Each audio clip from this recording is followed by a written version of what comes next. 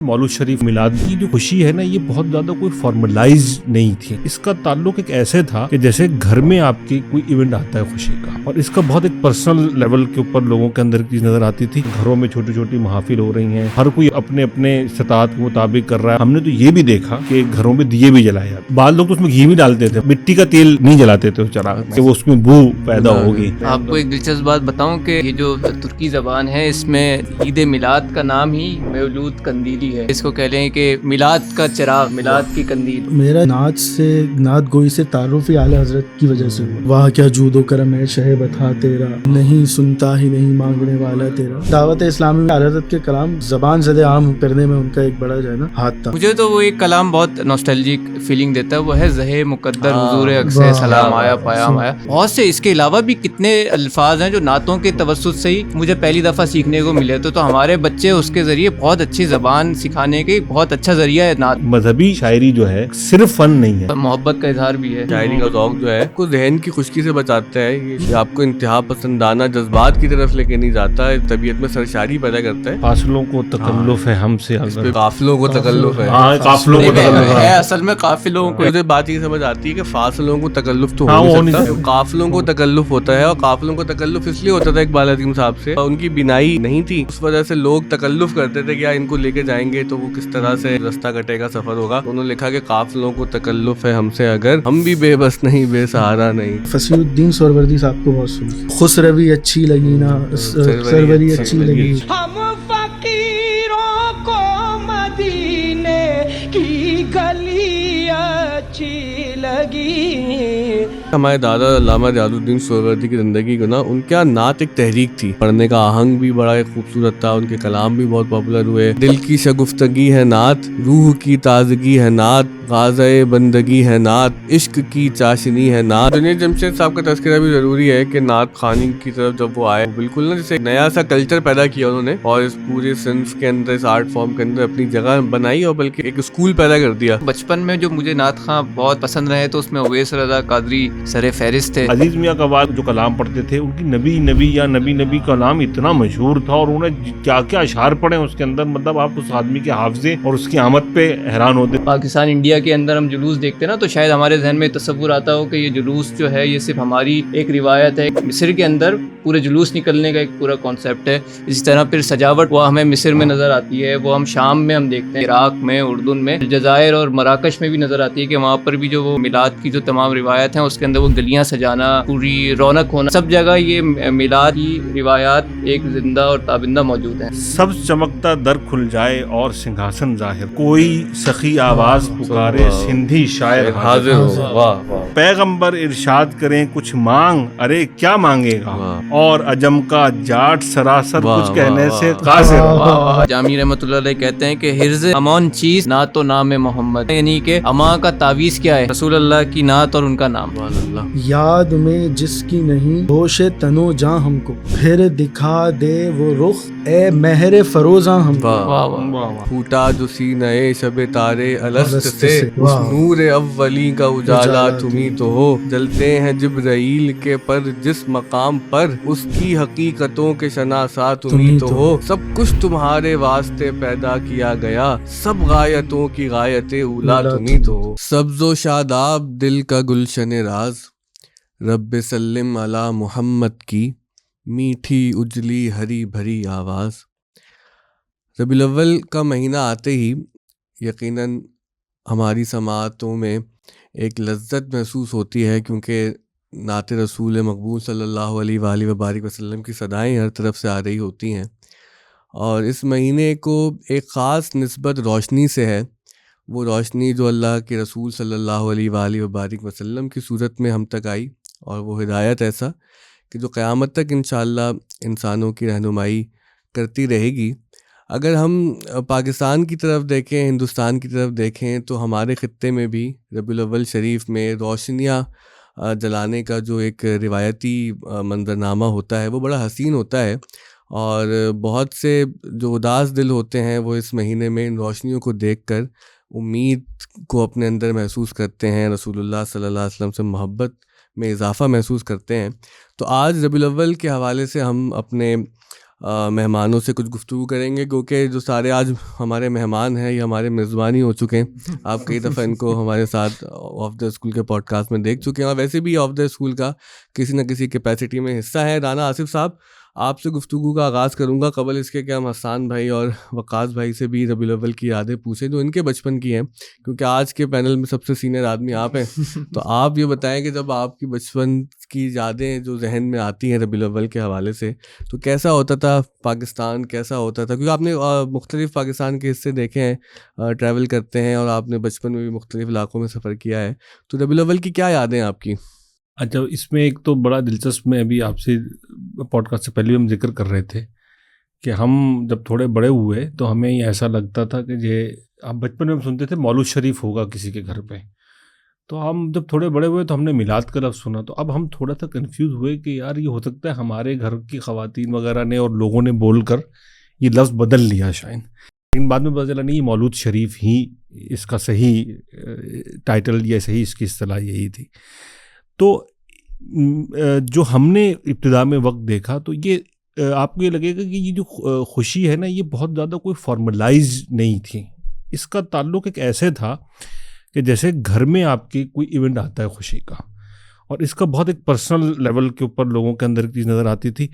ابتدا میں جتنا مجھے یاد پڑتا ہے کہ زیادہ تر گھر کی جو محافل ہوتی تھیں اس کا بہت وہ چرچا ہوتا تھا، اور گھروں میں چھوٹی چھوٹی محافل ہو رہی ہیں اور ہر کوئی اپنے استطاعت کے مطابق کر رہا ہے، اور اس میں خواتین کی جو محافل ہوتی تھی ان کا ایک الگ رنگ ہوتا تھا. اور جس طرح آج کل نعت خواں حضرات یا خطیب حضرات کی بہت اہمیت ہوتی ہے، اس زمانے میں وہ میلاد والی باجی جو ہیں وہ بہت اہم ہوتی تھیں، کیونکہ ان کو وہ میلاد اکبر پڑھا جاتا تھا. پھر میلاد اکبر پہ بھی ایک پوری بحث تھی کہ یہ اصلی میلاد اکبر کون سا ہے، کیونکہ وہ ان کو پڑھنا ہوتا تھا تو میلاد اکبر پڑھا جاتا تھا. اور اس محفل کی تیاری بھی بڑی، مطلب ایک چھوٹے سے گھر میں، چھوٹے سے گھروں میں چھوٹی محفل کی تیاری بھی بڑے طریقے سے ہوتی تھی. مطلب اس میں اب چاندنیاں بچھیں گی، چاندنیوں کا رواج تو غالباً ختم ہو گیا، سفید چاندنیاں بچھیں گے، سفید چاندنیاں بچھیں گی، گاؤ تکیے لائے جائیں گے، گجروں کا انتظام ہوگا، پھولوں کا انتظام ہوگا. پھر عطر کے پھریرے جو ہیں، اچھا اگربتی پہ بھی آپ کو بتاؤں گا کہ اگربتی بھی ایک مسئلہ یہ ہوتا تھا کہ بہت سے لوگوں کو اس کے دھوئیں سے کھانسی ہوتی تھی، تو یہ اس کے لیے کوشش کی جاتی تھی کہ اگربتی پہلے جلا کے رکھ لی جائے تاکہ اس وقت نہ دھیمی سے خوشبو رہے. پھر عطر کے پھریرے تیار ہوتے تھے، اور اس میں ہوتا یہ تھا کہ وہ تیلیوں کے اوپر اس کو روئی کو لگا کر اور اس کے ساتھ کاغذ کے پھول بنا دیے جاتے تھے، وہ تقسیم کیے جاتے تھے، اور اس کے ساتھ گلاب پاش خاص طور پر رکھے جاتے تھے. اب تو گلاب پاش شاید ہمارے یہاں بہت سے بچوں کو اس کی شکل بھی شاید ذہن میں نہ ہو، شاید لفظ بھی سمجھنا ہے.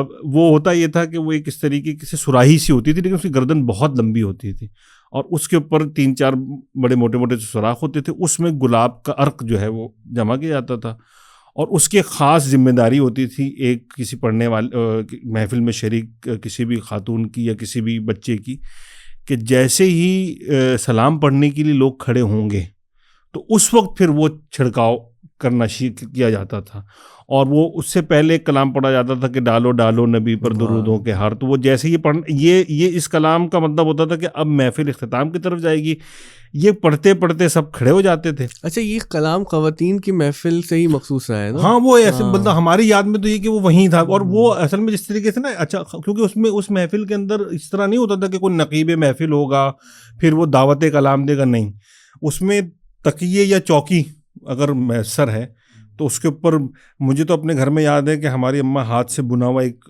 میز پوش ان کے قریشی سے بنا کے وہ انہوں نے ڈالا ہوتا تھا اس کے اوپر، اور اس کے اندر اس کی بھی تیاری ہوتی تھی کہ مرتبہ کہ وہ اگر سفید اون سے وہ بیچ والا حصہ بنایا ہے تو اس کی کناریاں ہرے یا اورنج رنگ سے بنائی جائیں گی، اور اس کے بعد اس کے اوپر جناب وہ کتابیں لا کے رکھ دی جاتی تھیں. وہ میلاد والی باجی آ گئیں، وہ اپنی ڈائری وغیرہ انہوں نے رکھ دی.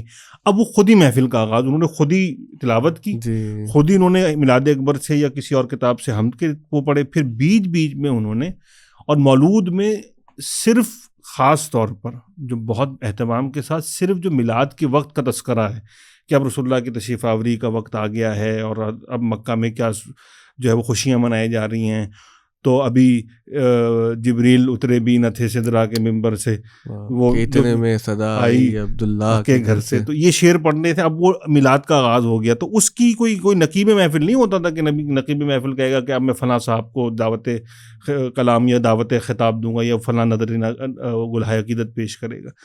اور پھر ان محافل کے اندر ایک خاص طرح کی ایک سادگی سی ہوتی تھی، وہ اصل جان ہے وہ اس کی، وہ بہت اسی لیے اچھا. اس میں کیا ہوتا تھا کہ ہم اب مثلا کسی کے گھر میں محفل ہے تو بچے بھی لگے ہوئے ہیں، کھانا وانا بھی بہت بعد میں روایت پڑی، ورنہ ہوتا یہ تھا کہ بالوشاہیاں یا نان کھتائی وغیرہ اس طرح کی کوئی بھی چیز، شیرینی جو ہے نا، شیرینی وہ اس کو لفافے بنانے اس کے، وہ خاکی لفافے ہمیں یاد ہیں، وہ خاکی لفافوں میں تیار ہوتا تھا اور وہ لا کے رکھ دیا جاتا تھا، اور وہ میلاد کے اختتام پر اور وہ تقسیم ہو جایا کرتا تھا. اور وہ اس میں جو سب سے اچھی بات جو تھی نا، جو اب ہمارے یاد کا حصہ بن گیا ہے، اس میں گھر کا ہر فرد ایک طریقے سے انگیج ہوتا تھا، کیونکہ وہ اس نے انتظام بھی کرنا ہے، اس نے دریاں بھی بچھائے گا، وہ چاندنیاں بھی بچھائے گا، گاؤ تکیوں کا اہتمام ہوگا، اس پہ کور بھی چڑھیں گے اور گاؤ تکیے کے کور خاص ہوں گے. جن گھروں میں باقاعدہ روایت تھی کہ میلاد ہوتا رہتا تھا، تو وہ لوگ تو یہ سارا سامان، مطلب ہماری اماں نے اپنے، جب ان کا یہ سلسلہ ہمارے گھر میں تواتر سے ہوتا تھا، تو انہوں نے تو پورا سامان تیار کر رکھا تھا اپنا، کہ وہ گاؤ تکیے بھی ہوں گے اور وہ اس میں پتیلے بھی ہوں گے اور سب کچھ وہ تیار ہوتا تھا. تو وہ جو ہم نے شروع میں دیکھا، یہاں جو یاد ہماری شروع ہوتی ہے وہ یہاں سے ہوتی ہے کہ وہ ایک ایسا ہوتا تھا کہ جیسے آپ کو لگتا ہے نا کہ گھر کے اندر ایک ایونٹ شروع ہوا ہے، یعنی ایک گھر کے اندر سے کچھ ایک چیز کا آغاز ہوا ہے. وہ ہمیں ماحول سے بعد میں پتہ چلتا تھا، ہمیں گھر کے اندر سے پتہ چلتا تھا کہ ہاں اب میلاد شریف ہونا ہے یا اب وقت آ گیا. اور اس کے لیے آپ کو یہ بھی علم ہوگا کہ مولود شریف کی محفلیں جو ہیں وہ خاص نہیں تھی ربیع الاول سے بھی، مطلب اس میں کیا ہوتا تھا کہ وہ کسی کو جو ہے، وہ اگر کسی نے نیا گھر بنایا تو قرآن خوانی ہوئی تو مولود شریف بھی ہوگا، کسی نے منت مان رکھی ہے کہ مولود بچے کی ولادت ہوئی، ہاں تو اس میں بھی مولود شریف، اس کی خوشی میں مولود شریف بنایا جائے گا. تو یہ جو روایت تھی یہ اس طرح. اس کے بعد پھر ہم نے دیکھا، اچھا چراغاں اس کا ایک حصہ ہوتا تھا، لیکن چراغاں بھی ابتدا میں ایسا نہیں تھا کہ اس کے اندر کوئی بہت زیادہ تام جھام ہوتا ہو. ہم نے تو یہ بھی دیکھا کہ گھروں میں دیے بھی جلائے جاتے تھے، اور وہ مجھے آج تک یاد ہے کہ وہ چراغاں اب تقریباً جو ہے نا، وہ اب اس طرح ظاہر ہے اس کا اہتمام کرنا. اس میں کوئی تیل ہوتا ہے نا اس دیے میں، بعض لوگ تو اس میں گھی بھی ڈالتے تھے، مطلب ایک تو محاورہ ہے نا، مطلب کہ گھی کے دیے جلانا. وہ اس وقت ظاہر گھی شاید اتنا مہنگا نہیں ہوتا ہوگا، لیکن وہ ہم نے گھی اور مٹی کا تیل نہیں جلاتے تھے اس چراغ میں کہ وہ اس میں بو پیدا ہوگی.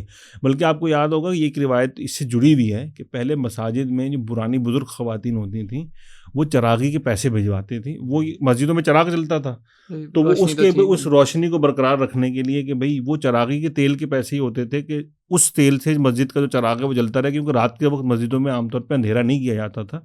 اگر مسجد میں ایک طاق بنے ہوتے تھے تو وہ طاق، مجھے اس پہ ایک شاعر تھے ان کا ایک، اس سے سمجھنے کہ میرا نوسٹیلجیا شاید بیان ہو جائے. یہ طاق کی بات ہوئی ہے کہ سانحہ کم تو نہیں ہے یہ چراغوں کے لیے، طاقچے کا میری دیوار سے رخصت ہونا. تو وہ طاقچہ اب ظاہر ہے کہ وہ رخصت ہو گیا، نہیں وہ اس طاقچے نے اب نئی صورت لے لی. آپ عطر پاشی کی بات کر رہے تھے تو آپ لوگوں نے، بلکہ وقاص تم زیادہ محفل نعت والے ماحول سے کنیکٹڈ ہو، کہ اب تو وہ مشین آ گئی، وہ اسپریئر آ گیا، اسپریئر آ گیا تو وہ اسپرے کرتے ہیں. تو وہ ظاہر ہے کہ وہ عطر پاشی کچھ نئے طریقے سے ہو گئی ہے.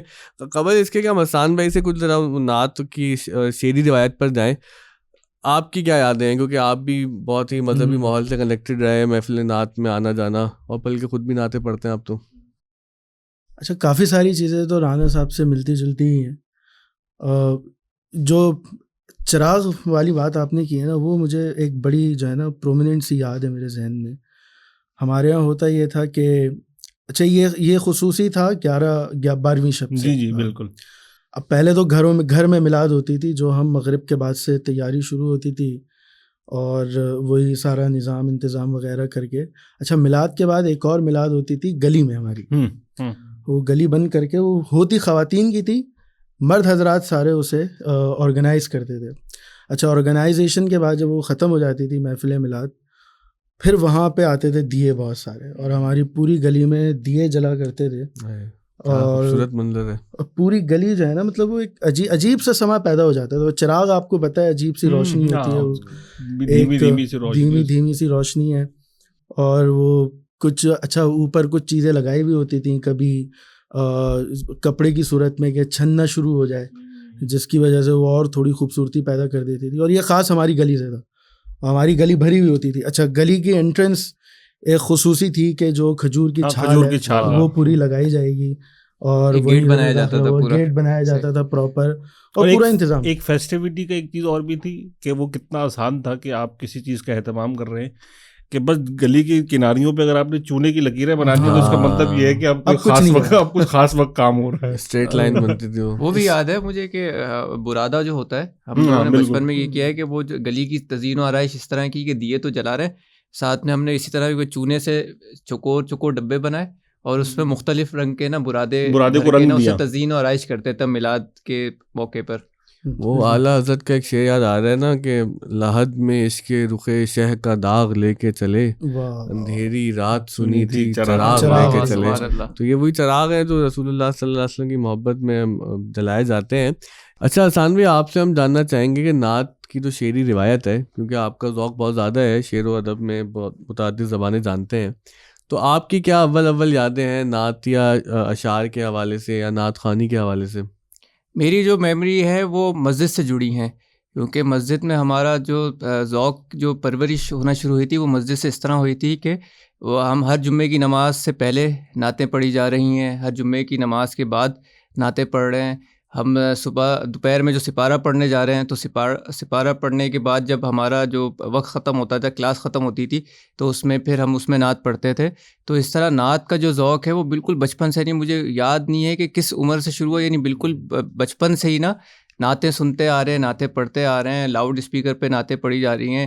پھر اس کے علاوہ ہمارے روزانہ ٹی وی پہ رات کے وقت نعت آتی تھی. صبح جب ہم اسکول جانے کے لیے تیار ہو رہے ہیں تو وہ کارٹون سے پہلے کا جو ٹائم ہوتا تھا اس میں حمد اور ایک نعت کرتے تھے. اسکول کے اندر یاد ہے مجھے کہ صبح نعت لازمی جز ہوتا تھا, اس میں نعت پڑھی جا رہی ہے, نعتیہ مقابلے ہو رہے ہیں. تو بالکل بچپن سے نا مجھے اس سے ایک نعت سے محبت اور نعت کا ذوق اس سے ایک پیدا ہو چکا تھا. تو یعنی خود سے پڑھنا تو میں نے بہت بعد میں جا کے جب اردو بہتر ہوئی ہے اور شعر کا ذوق بنایا تو وہ خود سے خود بعد میں مطالعہ شروع کیا ہے, لیکن بچپن میں غیر محسوس طور پر نعت سے محبت اور نعت کا جو ذوق ہے وہ معاشرہ میرے اندر ڈال چکا تھا.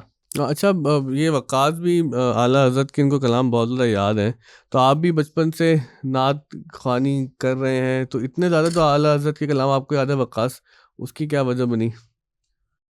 اس کی وجہ شاید یہ بنی کہ میرا شاعری سے اور نعت گوئی سے تعارف ہی اعلیٰ حضرت کی وجہ سے ہوا. میں جب حفظ کرنے گیا مدرسے 2005 میں, تو وہ دعوت اسلامی کا مدرسہ تھا, اور وہاں پہ جو میں نے شاید ویسے تو وہ قرآن شریف اپنا لے کے گئے تھے, اس کے بعد جو دوسری طاق پہ کتاب دیکھی وہ حدائق بخشش تھی. اب وہ کتاب کھول کے پڑھنی شروع کی تو سمجھے وہ جو مطلع تھا, واہ کیا جود و کرم ہے شہ بتا تیرا, نہیں سنتا ہی نہیں مانگنے والا تیرا. واہ. تو وہ جو ابتدا ہوئی نا وہ تعارف ہی ایسا تھا کہ بس وہ ایک محو سا کر دیا اس نے. اب بس پھر جو پڑھنی شروع کی ہے, جیسے وہ حسان بھائی نے بتایا بھی, ماحول یہ تھا کہ بھائی خوشی ہے تو شکر میں جو ہے وہ نعت خوانی کی جائے, غم ہے تو غم بھلانے کے لیے نعت خوانی کی جائے, مثال ثواب کی محفلوں میں نعت خوانی کی جائے. تو بس وہ پھر ایسا ماحول بنتا گیا, اور پھر عادت عجیب سی یہ بنی کہ اعلیٰ حضرت کو ہی پڑھنا شروع کیا, اور اتنا پڑھا جہاں نعت خوانی ہو رہی. اچھا, مسئلہ ہمارے یہاں تھوڑا نعت سننے والوں میں یا کہنا چاہیے یہ ہے کہ اعلیٰ حضرت کے آپ کلام پڑھیں نا, انہیں عادت نہیں ہوتی سننے کی, وہ کہتے ہیں وہ سلو کلام ہے یا کچھ دقیق الفاظ. ہاں, الفاظ ہاں دقیق ہے, کیونکہ وہ تو بہت زیادہ طرزوں میں مختلف آہنگ سے پڑھا جاتا ہے. اس کو اپنے انداز سے آہستہ پڑھتا ہے, کوئی تیز پڑھتا ہے. کچھ کلام ہے جیسے سب سے اولا ہمارا نبی, یہ بہت معروف کلام ہے, سب کے ساتھ پڑھتے ہیں. صبح میں وہ بھی بہت بچوں میں مقبول تھا, نور والا آیا ہے, نور والا آیا ہے, وہ اس کے اندر وہی قصیدہ نور تھا, صبح طیبہ میں ہوئی, وہاں کیا جود و کرم ہے. لیکن کچھ کلام ایسے ہیں جو عام محافل میں عام طور پہ دیکھنے کو نہیں ملتے یا سننے کو ادبی نوعیت کے کلام ہے. غالب کیا بھی جیسا ملتا ہے نا, کہیں ابر کیا چیز ہے, ہوا کیا ہے, بالکل مصرے سادہ ہو جاتے ہیں اور پھر وہ دقیق بھی ہیں. تو اعلیٰ حضرت کے ہاں غالب کے اثرات جو نظر آتے ہیں, اول تو کیا نظر آتے ہیں کہنا ٹھیک ہے, اور نظر آتے ہیں تو کیا بات درست ہے نہیں, وہ تو نہیں, کیا وجہ اس کی مطلب اثر شعراء میں. اب یہ تو ظاہر حسان کا زیادہ موضوع ہے یہ, لیکن اب مثلاً یہ ہوتا ہے کہ شاعر کا جو وہ ایک طرح کا لہجہ میں تو ساری شاعری نہیں کر رہا ہوتا نا, تو بڑے سے بڑا شاعر بھی آپ دیکھیں گے اس کے آپ کے ہاں بہت سہل اسلوب، بہت چھوٹی بہروں میں بھی بہت شیڈز ہوتے ہیں، بہت سے الگ الگ رنگ ہوتے ہیں اس کے نام. دل کو جو عقل دے خدا اس کی گلی میں جائے کیوں. تو اب میں اس میں ایک چیز لیکن ایڈ کرنا چاہوں گا کہ یہ جو ہم نے ایک بات کی نا، اس میں آپ ایک ٹرانزیشن بھی دیکھیے. وہ ٹرانزیشن یہ ہے کہ ایک تو جو بہت گھروں کی سطح پہ یا بہت ہونے والی جو محافل تھی، اس میں تو بہت سادہ لفظوں کے کلام ہوتے تھے. اور ابھی ہم بات بھی کر رہے تھے کہ یہ جو ترتیب ہے نا تلاوت ہم نعت کی، یہ اتنی ایسی جمی جڑی ترتیب ہے کہ یہ آپ کو ہماری پوری روایت میں نظر آئے گی. مثلا اب میں اگر آپ کو کہوں کہ شاید ہمارے یہاں وہ پتہ نہیں روایت کتنی رہی ہے نہیں رہی، مجھے اس لیے باتیں بہت پتہ ہیں کہ میں کیونکہ اپنے گھر میں اماں کے ساتھ اکیلا ہی ہوتا تھا، تو میں بہت ان کے ساتھ ہر جگہ میں جاتا تھا اکلوتے ہونے کی وجہ سے. اب وہ ہوتا یہ تھا کہ ہم نے تو یہ بھی دیکھا کہ شادی کے گانے بھی اگر ہو رہے ہیں، ڈھولکی رکھی جا رہی ہے، تو اس میں بھی پہلے جو ہے وہ حمد گائی جاتی تھی، لیکن اس کو حمد نہیں کہتے تھے، اس کو کہتے ہیں اللہ میاں گائے جائیں گے. اچھا، اللہ میاں تیری درگاہ میں ہم نے ڈالا رومال، اس طرح کا. اور بہت سادہ سے وہ. اور اسی طرح پھر وہ ایک نعت کا مجھے ایک مصرع یاد ہے کہ چھٹ جائے گھٹا چاند نکل آئے محمد، یہ ایک کلام پڑھا جاتا تھا ہمارے خاص. پھر اس کے بعد جو ہے وہ کوئی نہ کوئی ایک منقبت، اگر کوئی جو ہے خواجہ غریب نواز سے کوئی تعلق ہے تو ان کی کوئی منقبت، اور پھر اس کے بعد شادی کے گانے شروع ہو رہے ہیں. تو یہ اس طرح کی روایت موجود تھی. جو نعت خوانی باقاعدہ ایک جسے کہتے ہیں کہ ایک نعت خواں نعت خوانی کر رہا ہے، اس میں اگر آپ دیکھیں گے تو ایک تبدیلی آپ کو کلام اور طرز اس کی جو پڑھنے کا انداز، اس میں بھی ایک ٹرانزیشن ہمیں نظر آتی ہے. اب جیسے وقاص کہہ رہے تھے کہ جو کلام ہیں، اب اس کے اوپر ظاہر ہے کہ حسان زیادہ بہتر بات کر سکتے ہیں کہ نعت میں ایک وقت تھا کہ ہم دیکھتے ہیں کہ شکوہ ہے قصیدے کا، اور اس کی بڑی روایت ظاہر ہے کہ ہم نے فارسی سے ہی لی تھی. وہ اب ظاہر ہے کہ وقت کے ساتھ ساتھ زبان تبدیل ہوتی چلی گئی، تو جس طرح زبان تبدیل ہوئی تو نعت کا لہجہ بھی تبدیل ہونا شروع ہوا. نعت میں ہمیں نظر آئے کہ مناجات اور استغاثے اور پھر مدینہ کی حاضری یا وہاں حاضری نہ ہونے کا ذکر جو ہے یہ تو بڑھتا چلا گیا. وہ جو قصیدے کا رنگ تھا، وہ جس میں زیادہ الفاظ اور استعارے اور شاعری تھی، وہ کسی حد تک کم ہوتی چلی گئی. مثال کوئی دیں قصیدے کی آپ؟ مثلا اگر ہمارے یہاں جو قصیدے میں سب سے بڑی مثال دی جاتی ہے وہ جو قصیدے کے انداز میں، خود تو ایک تو اعلیٰ حضرت کے یہاں بھی اس طرح کے نعتیں موجود ہیں، جو ہمارے بہت پرانے جو لوگ تھے جیسے محسن کاکوروی ہیں، صاحب جی، ان کے ہاں اگر آپ نعت دیکھیں گے تو وہ قصیدے کی شکل میں ان کے یہاں بادل والے جو وہ سراپا بھی انہوں نے بیان کیا ہے اپنے قصیدے کے اندر، لیکن وہ بہت پرشکو الفاظ ہیں ان میں. ہوتا کیا گیا اس کے بعد کہ طرزیں بھی تبدیل ہوتی چلی گئیں. تو یہ ہم مطلب اس گفتگو کو تھوڑا ہم بعد میں بھی کر سکتے ہیں، لیکن میں یہ چاہوں گا کہ اب حسان اس پہ بھی بات کریں کہ یہ جو ٹرانزیشن تھی، یعنی نعت کی قصیدے کے رنگ سے بدلنے والی غزل والی، اس میں پہلے ہمیں قصیدے کے رنگ میں آپ کچھ بتائیں گے کس طریقے سے نعت اس وقت کہی جا رہی تھی. قصیدے کی پورا اسلوب تھا کہ قصیدے میں ہم تو نعت کا جو ابھی ہمارے ذہن میں جو تصور ایک تو یہ ہے کہ وہ غزل کی صنف میں لکھی جائے گی، اور اس کا پہلے بیت سے لے کے آخری بیت تک اس میں نعت کے مضامین ہوں گے. لیکن قصیدہ اس طرح شروع نہیں ہوتا تھا. قصیدہ چونکہ ایک بالکل ایک خوشی کے موقع پہ لکھے جانے والا، اور وہ چونکہ ایک درباری اس کی جو ابتدا ہے وہ چونکہ دربار سے ہوئی ہے، تو اس میں پہلے شاعر جو ہے پورے خوشی کا ایک فضا بنایا کرتا تھا. تو اس میں وہ شروع کے جو 20-25 اشعار، اگر جتنا طویل وہ قصیدہ لکھ رہا ہے، تو اس جو وہ والا حصہ ہوتا تھا اس کو تجبیب کا حصہ کہتے ہیں. اس میں یعنی وہ یہ نہیں ہوتا تھا کہ وہ پہلے اس نے نعت یا قصیدہ لکھنا شروع کیا تو پہلے ہی شعر سے وہ نعت کے مضامین باندھنا شروع کر دے گا. وہ پہلے اس میں وہ بہار کی ستائش، درخت ہرے بھرے ہو گئے، اور جو موسم اتنا اچھا ہے، بادل آ گئے، بارش ہو رہی ہے، اور کیا کہنا چاہیے کہ بڑے دل فریب مناظر ہو گئے، ان کی ستائش کرے گا. پھر اس کے بعد آہستہ آہستہ جب وہ ایک پوری خوشی کی ایک فضا بن جائے گی، اس کے بعد پھر وہ مرحلہ آتا ہے جس کو قصیدے میں کہتے ہیں گریز کا مرحلہ، یعنی پلٹنے کا مرحلہ. شاعر نے پوری ایک فضا اور اچھی سی فضا بنا لی ہے، اب وہ پلٹ کے جو اس کا اصل موضوع ہے قصیدے کا، اس کی جانب وہ پلٹے گا. اگر کسی بادشاہ کی مدح میں لکھ رہا ہے، کسی امیر یا حاکم کی مدح میں لکھ رہا ہے تو اس کی مدح کرنا شروع کرے گا.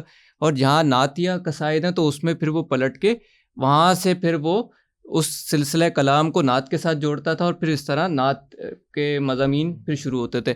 لیکن اس میں یہ تھا کہ وہ جو قصائد جو لکھے جاتے تھے وہ عموماً قصیدہ جو لکھتا ہے شاعر، وہ اپنی استادی اور اپنی زبان دانی کے اظہار کے لیے لکھے جاتے تھے.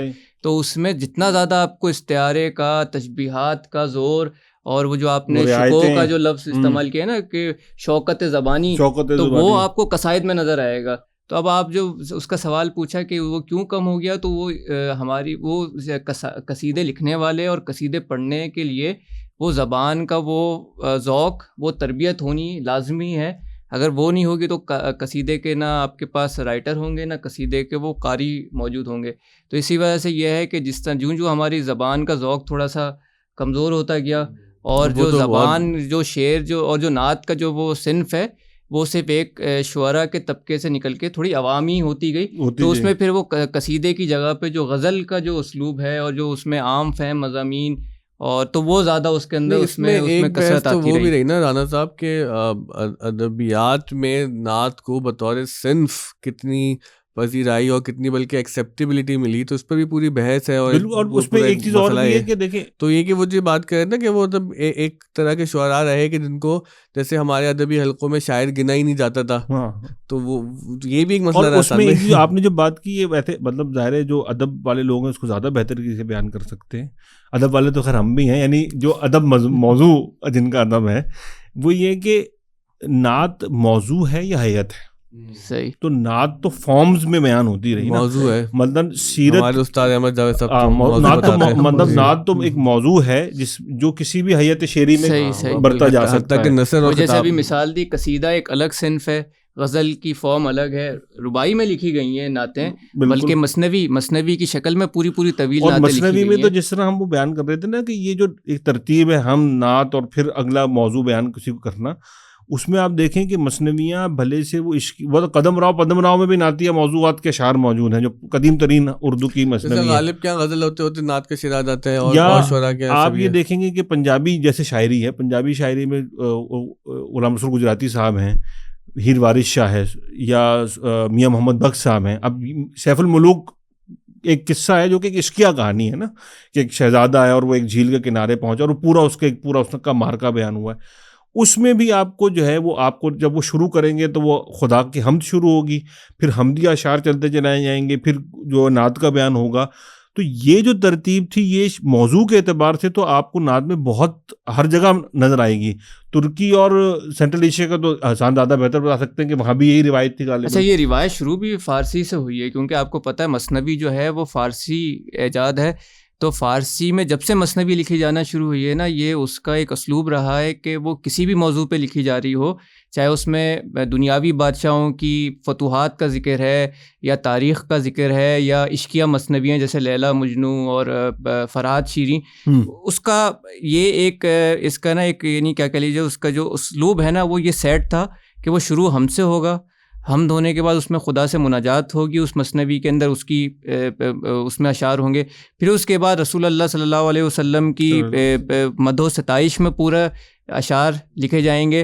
پھر شعراء اس کے اندر خصوصی طور پہ معراج نامہ لکھا کرتے تھے، یعنی کہ جو نظامی گنجوی جو ہیں ان کی جو مثنوی ہیں، جیسے لیلا مجنو ان کی شعراء آفاق مثنوی ہے، اس کے اندر وہ پورا نعت ذکر ہو گیا. نعت کے بعد وہ انہوں نے معراج نامہ کے نام سے پورا ایک الگ باب باندھا جس میں معراج کے اوپر خصوصی طور پہ انہوں نے اشعار کہیں. پھر اس کے بعد خلفاء، اصحاب اور آل کی ستائش میں اشعار ہوتے تھے، پھر اس کے بعد مثنوی شروع ہوتی تھی. تو یہ جو ہے یہ جو اسلوب ہے یہ اس کے بعد ایک مثنوی سے فکسڈ ہو گیا. پھر اردو میں بھی جتنی مثنویاں کہی گئی ہیں، ترکی میں جتنی مثنویاں کہی گئی ہیں، بلا استثناء اس میں آپ کو شروع میں ہم نظر آئے گی اور اس کے بعد پھر آپ کو نعت نظر آئے گی. تو اس میں بہت بڑا جو خزانہ ہمارے پاس جو نعتیہ ہے وہ انہی مثنویوں کی وجہ سے ہے.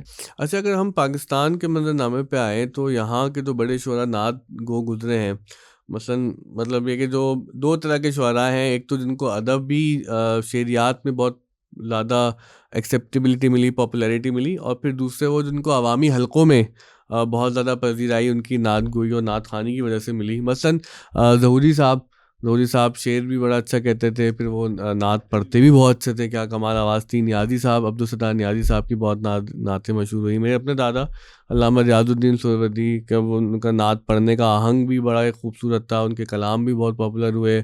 ادیب رائے پوری صاحب ہمارے سامنے نظر آتے ہیں، خرج والی آواز. ہاں، ہمارے دادا کی خرج والی آواز تھی، وہ بہت وہ بلند آہنگ تھے. تو وہ پھر کچھ رنگ ہمارے تایا فصیح الدین سہروردی میں بھی، تو ان کی ماشاء اللہ جو اتنا اونچی آواز اللہ تعالیٰ نے کو عطا کی ہے, تو وہ اس میں نظر آتا ہے. پھر میرے والد صاحب کا تھوڑا سا پڑھنے کے انداز میں جو ہے وہ سر کو مقدم رکھتے ہیں وہ.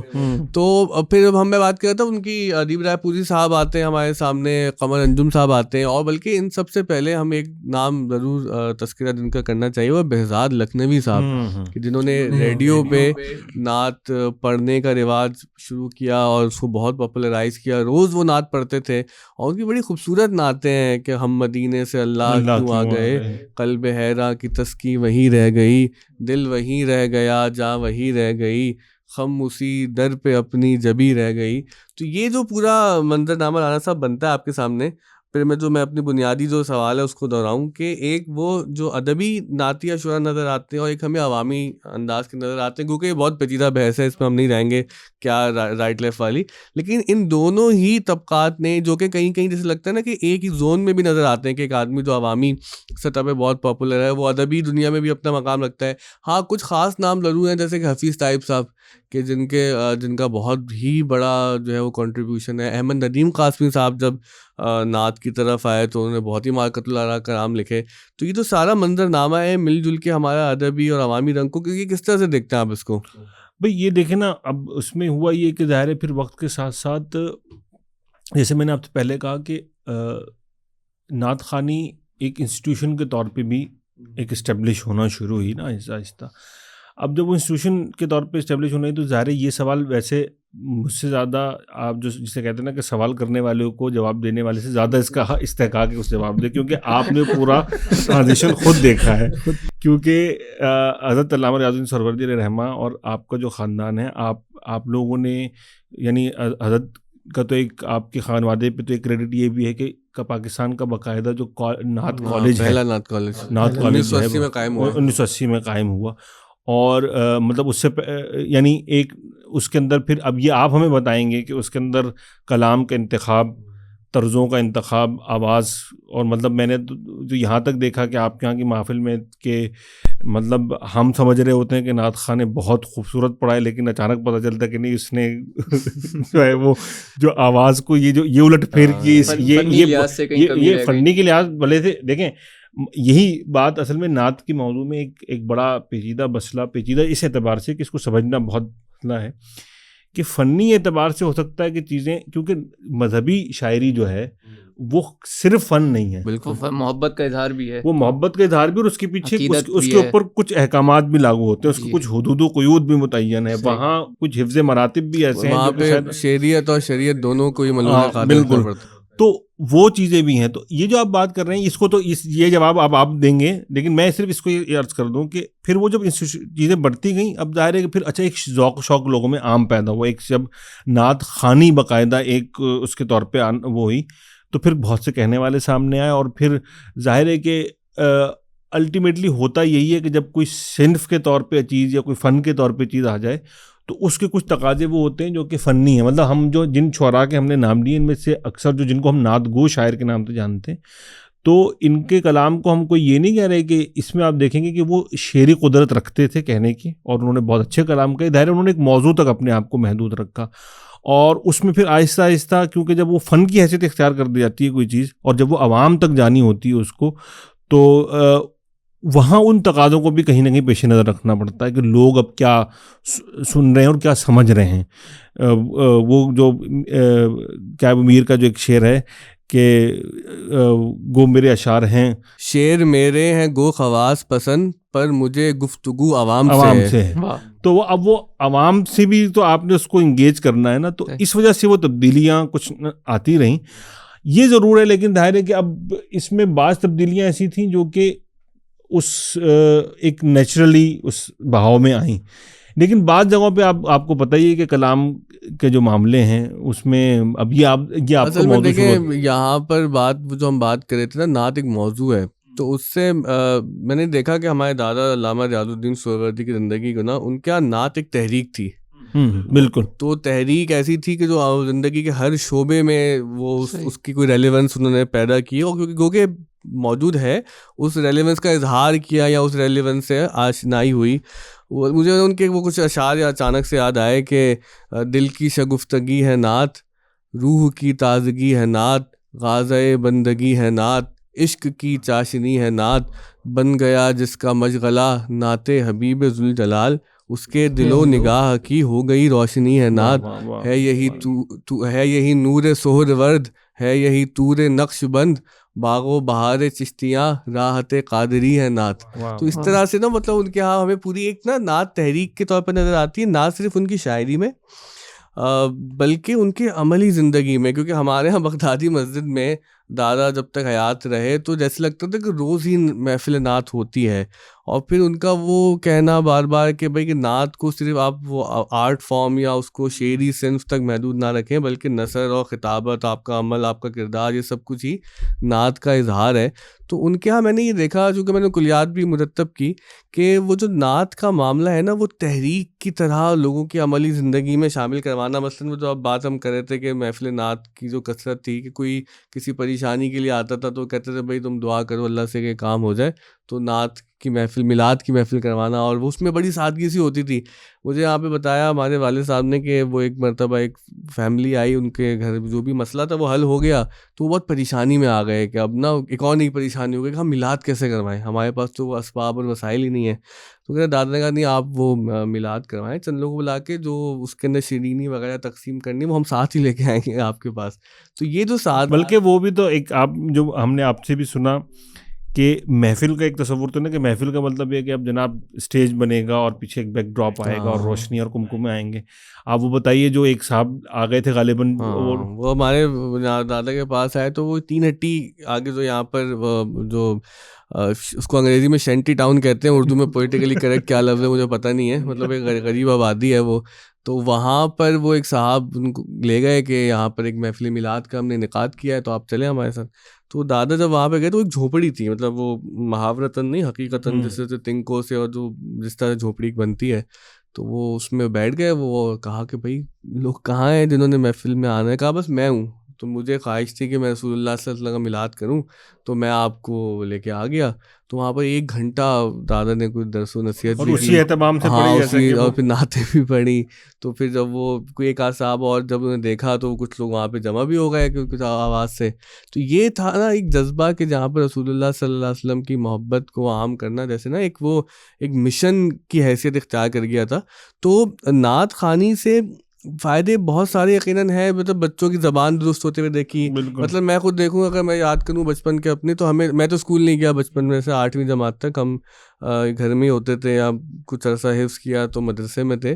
تو ہم نے ڈسپلن سیکھا کہ بھئی نماز سب لوگ پڑھ رہے ہیں تمام سے, پھر وہ چادر بچھائی جاتی ہے, چاندنی تکیے لگائیں گے, پھر ایک حلقے کے اندر بیٹھیں گے, اب اس حلقے کے اندر 2 گھنٹے تک ہم ذکر ہو رہا ہے, نعت خوانی ہو رہی ہے, پھر صلاۃ والسلام میں کھڑے ہو رہے ہیں, پھر مطلب کس طرح سے آپ کو موو اراؤنڈ کرنا ہے, جس طرح جو اب ہم جو جدید ایک مینرزم ہے, پورا ایک مینرزم ہے جو اسکول میں بچوں کو سکھانے کے لیے بہت پیسے خرچ کرتے ہیں والدین کہ بھائی تم نے اسمبلی میں کیسے کھڑے ہونا ہے, چپل کیسے اتارنی ہے, چپل رکھنی کیسے. تو یہ جو ہمارا ایک جو صوفیانہ ماحول ہے سارا, تو یہ بالکل ایک بچے کی تربیت سے لے کر, اور پھر وہ جو عمر ہوتی ہے نا فارمیٹیو ایئرز, اس کے اندر وہ چیزیں اگر آپ کے اندر بس جائیں تو وہ عمر بھر کے لیے وہ آپ کو آپ کے جو مینرز کو ڈیسائیڈ بھی کر دیتی ہے کہ آگے جا کے آپ نے عمر میں اچھا کالج جب ہم کہتے ہیں تو کالج میں تو ہمیں جیسے لگتا ہے کہ مطلب اس کو کوئی نصاب ہے اور اس کا, تو وہ اس کے بارے میں بھی کچھ. 1980 میں نعت کالج قائم ہوا. اصل میں نے یہ پوڈ کاسٹ میں زیادہ بات کرنا نہیں چاہتا, آپ نے شروع کروا دی, وہ آپ لوگ اور گفتگو کرے گا اس کے بعد. 1980 میں جو ہے اس کا آغاز ہوتا ہے نعت کالج کا. تو ہمارے دادا کو کچھ لوگوں نے ایک بات کا احساس دلایا کہ ماشاء اللہ سے جو آپ کی تحریک ہے, اور نعت خوانی کی تحریک کو ہمارے دادا کی اکیلے نہیں تھی, بہت لوگ اس میں شامل تھے, ان کا اپنا ایک حصہ تھا. تو یہ بہت زیادہ ماشاء اللہ سے پاکستان میں میلاد ہوتے ہیں, محفلیں ہوتی ہیں, تو اس کا ایک تربیت کا بھی نظام ہو, کیونکہ آپ جانتے ہیں کہ شریعت کو ملحوظ خاطر رکھنا, کوئی ایسا شعر نہ پڑھ دیا جائے کہ جس کے اندر کوئی ایسا موضوع ہو, کوئی ایسی بات ہو جو کہ خلاف شرع ہو. اور پھر دوسرے جو آہنگ والی بات ہے, جس طرح کہ اعلیٰ حضرت کا ایک بڑا قول ہمارے یہاں سنایا جاتا ہے کہ اگر تم یہ چاہو کہ تمہارے دل میں رسول اللہ صلی اللہ علیہ وسلم کی محبت بڑھے تو تم خوش الحان نعت خوانوں کو سنو. اب خوش الحانی تو ظاہر ہے کہ پورا آرٹ ہے, آپ کو سیکھنا پڑتا ہے آواز, مطلب کس طرح سے اپنی آواز کو بہتر کرنا ہے, وہ ٹیکنیکل سائڈ پہ نہیں جاتے. تو وہ نعت کالج کا پرپز یہ 2 نظر آتے ہیں مجھے, کہ ایک تو یہ کہ آواز کی تربیت, کہ زیر و بم کیا ہے, آواز کے اندر سر کیا ہے, آپ بے سرے کے ہو رہے ہیں, آپ کو پتہ بھی نہیں چل رہا ہے نہیں چل رہا ہے, کیونکہ اکثر لوگ, مطلب اکثر تو نہیں, بہت سے لوگوں کا مسئلہ یہ ہوتا ہے کہ وہ پڑھتے ہوئے اگر بے سرے ہو جائیں خود بھی اپنے کان کی تربیت نہیں ہوتی. اور یہ ضروری بھی ہے کیونکہ جس طرح اچھے قاری ہیں وہ بھی ایک محبت کے لیے قرآن پڑھنا اچھی بات ہے، لیکن قرأت کے بھی ایک پورا ایک فن ہے، اس کا بھی ایک تقاضے ہیں، وہ بھی سیکھنے پڑتے ہیں. تو اس طرح نعت اگر ہم اپنے محبت کے اظہار کے لیے ایک عام شخص پڑھا ٹھیک ہے، لیکن اگر کوئی واقعی نعت خوانی کے طور پہ اس کو نعت کے طور پہ اگر پڑھنا چاہے تو اس کو پورا ایک فن سیکھنا چاہیے، اس کو سارے لوازمات اور حدود و قیود جو ہیں اس سب اس کو معلوم ہونے اور چاہیے. وہ جو آپ نے بات کی نا، وہ مجھے یاد نہیں آ رہا ہے کہ وہ کس کا کوٹیشن ہے، لیکن میں نے ایک دلچسپ بات پڑھی تھی کہیں کہ اکثر میں ہم اپنی آواز کے جج اس لیے نہیں ہو سکتے کہ ہم گلے سے سنتے ہیں. وہ اندر تو گلے سے جب سنتے ہیں تو اچھا. اور ایک چیز اور ہوتی ہے کہ ہم کئی مرتبہ آپ سوچیں کہ آپ کو اپنی آواز ویسی ہی سنائی دیتی ہے جیسی آپ سننا چاہ رہے ہوتے ہیں، مطلب وہ آپ کو کوئی طرز یاد ہے بالفرض، کنفرمیشن بائس، تو وہ آپ کو کنفرمیشن بائس. بلکہ مجھے اتنی عجیب بات یاد آ رہی ہے، میں تھوڑا سا اس کو ٹویک کر کے سناؤں گا اس حکایت کو کہ کوئی پولیٹیکلی کریکٹنس کا مسئلہ نہ بنے ہمارے لیے. کہ وہ کہتے ہیں کہ وہ ایک بادشاہ کی صاحبزادی تھیں جو خدا بیزار تھیں، تو وہ ایک جگہ سے گزری تو ان کو اذان کی آواز آئی، تو پوچھا کہ کیا ہو رہا ہے، کہا یہ مسلمانوں کی عبادت کا طریقہ کار ہے بلانے کا. تو اتنی خوش الحان آواز تھی کہ وہ جو شہزادی تھی انہوں نے کہا نہیں یہی حق کا راستہ ہے اور میں اب اس دین کی پیروکار ہوں.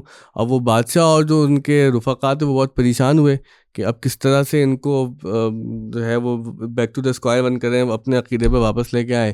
تو انہوں نے کہا کہ اب کچھ ہو ہی نہیں پا رہا. وہ ایڑی چوٹی کا زور لگایا، حتیٰ کہ یہاں تک ایک دن کہ وہ کہیں اور سے گزر رہی تھی کسی جنگل سے، تو پھر ان کو ایک آواز ہے، کہا یہ کیا ہے، کہا یہ اذان ہو رہی ہے تو مسلمان، آپ تو مسلمان ہو گئی ہیں.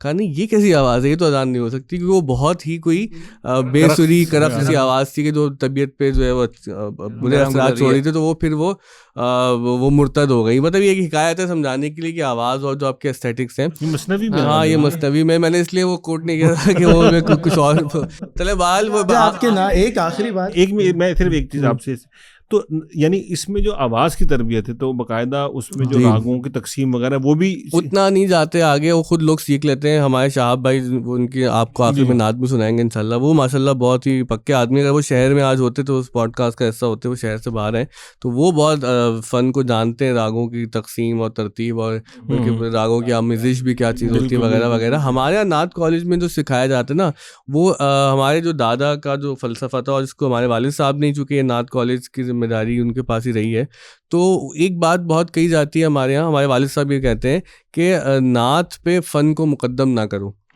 تو وہ نعت سکھاتے ہوئے اس بات کا خیال رکھتے ہیں کہ ایسا نہ ہو کہ آپ راگ میں اور اس کے جو سروں کی جو پیچیدگی ہے اس کو اتنا زیادہ سوار کر لیں کہ جو شعر بیان ہو رہا ہے وہ سننے والے کی سماعت میں واضح نہ ہو، یا پھر یہ کہ وہ اتنی زیادہ فنکاری ہو کہ وہ سننے والے کی طبیعت پہ گراں گزرے. یہ ہوتا ہے ہمارے یہاں محفل نعت میں. کچھ نعت خواں آتے ہیں جو کہ ظاہر ہے چونکہ میرا موسیقی اور راگ وغیرہ سے ایک طبعی مناسبت محسوس کرتا ہوں میں، تو اچھا لگ رہا ہوتا ہے. لیکن چونکہ ہمارے نا یہاں پہ ایک فرق، ویسے یہاں پہ ابھی ہم اختلافی بات شروع کرتے ہیں یہاں سے، کہ کراچی کی آڈینس بہت ڈفرینٹ ہے. کراچی کی آڈینس اور پنجاب کی آڈینس میں بڑا فرق ہے. کچھ نعت خواں حضرات جو پنجاب میں ماشاءاللہ سے وہ کہتے ہیں نا، وہ مطلب وہ چھتیں اڑا دیتے ہیں محفلوں کی، جھنڈے گاڑ دیے، ہاں جھنڈے گاڑ دیے، وہ کراچی میں آ کے وہ ماحول نہیں بنا پاتے. بھائی اس میں تو آپ ایک خاص فرق یہ بھی دیکھیں گے نا کہ اچھا، اس سے پہلے میں ذہن میں میری بات آ رہی تھی کہ یعنی نعت فن کے اعتبار سے بھی اگر دیکھیں تو اس کے اندر لگتا یہ ہے، یعنی ایسا محسوس ہوتا ہے کہ اس میں جو شرط ہے وہ جو آپ نے بیان کی اپنے دادا قبلہ کے حوالے سے، کہ آرزو قبولیت کی ہونی چاہیے، داد کی طلب نہیں ہونی چاہیے. تو وہ قبولیت کی آرزو دل میں ہو کہ بھئی جو میں جو کام کر رہا ہوں یہ قبول ہو اس بارگاہ کے لیے جس کے لیے میں کر رہا ہوں. یہ جو آپ نے فرق محسوس کیا، میں نے تو اس کو بہت ایک واضح فرق مجھے محسوس ہوتا ہے کہ کراچی میں تربیت یافتہ یا کراچی میں پڑھنے والے جو نعت خواں ہیں یہ الاپ سے نعت شروع نہیں کرتے. یعنی وہ جو پنجاب میں ایک خاص طریقہ نا کہ وہ پہلے ایک شروع ہوتی ہے یہ بڑا خرچ، ہاں تو وہ مطلب پہلے اس نے اپنے آپ کو اسٹیبلش کرنا ہے. دیکھو میری کتنی بڑی آواز ہے، یعنی کلام بعد میں شروع ہوتا ہے، اس سے پہلے اس کے فن کا مطلب پرسنلی مطلب وہ ہم کو اس کو مجھے اچھا لگتا ہے، وہ ہم اس کے ایک ویریشن کے طور پہ دیکھ رہے ہیں. اور یہ آپ نے پنجاب کے جو نعت خواں ہیں ان میں دیکھا ہے، یہ تو یہ زیادہ بہتر بتا، مطلب ان کے تو پوری زندگی نعت خان کی محفل یہی گزرا ہے نا ان کا. تو ہمارے یہاں کراچی میں کچھ بڑے اسٹرکٹ اسکول آف تھاٹس بھی ہیں نا جو کہ کسی فن کا ڈالنا ہی نعت خوانی میں خوش الانی کے طور پہ وہ منع کرتے ہیں, وہ کہتے ہیں اس سے پھر ایک جو بیت بھی- گداز ہے وہ ختم ہو جاتا ہے. نعت کا جو گداز ہے وہ اس کے الفاظ سے, اس کی شاعری سے نہیں لینا وہ تو چاہیے. پھر اب نہ کہ بھائی طرز سے نعت پڑھی جا رہی ہے تو یہ تو فن ہے, پھر تو اب اس کا بھی انکار کرنے. نہیں, جیسے وہ کچھ جگہیں وغیرہ ہاں، لے وہ لیتے ہیں, اعلیٰ- آلات وہ سے شروع اس کو کرتے کسی ہیں, ان چیزوں ایک کے حد حوالے تک سے. رہتے ہوئے اس کے بھائی قائل دیکھیں ہیں کہ اس کا حد سے جواب زیادہ- دیکھیں, اس کا جواب یہ اس لیے دے سکتے ہیں کہ میں ایک تصرف کے ساتھ کہ عمر گزری ہے ایسی باغ کی صحیح آئی. تو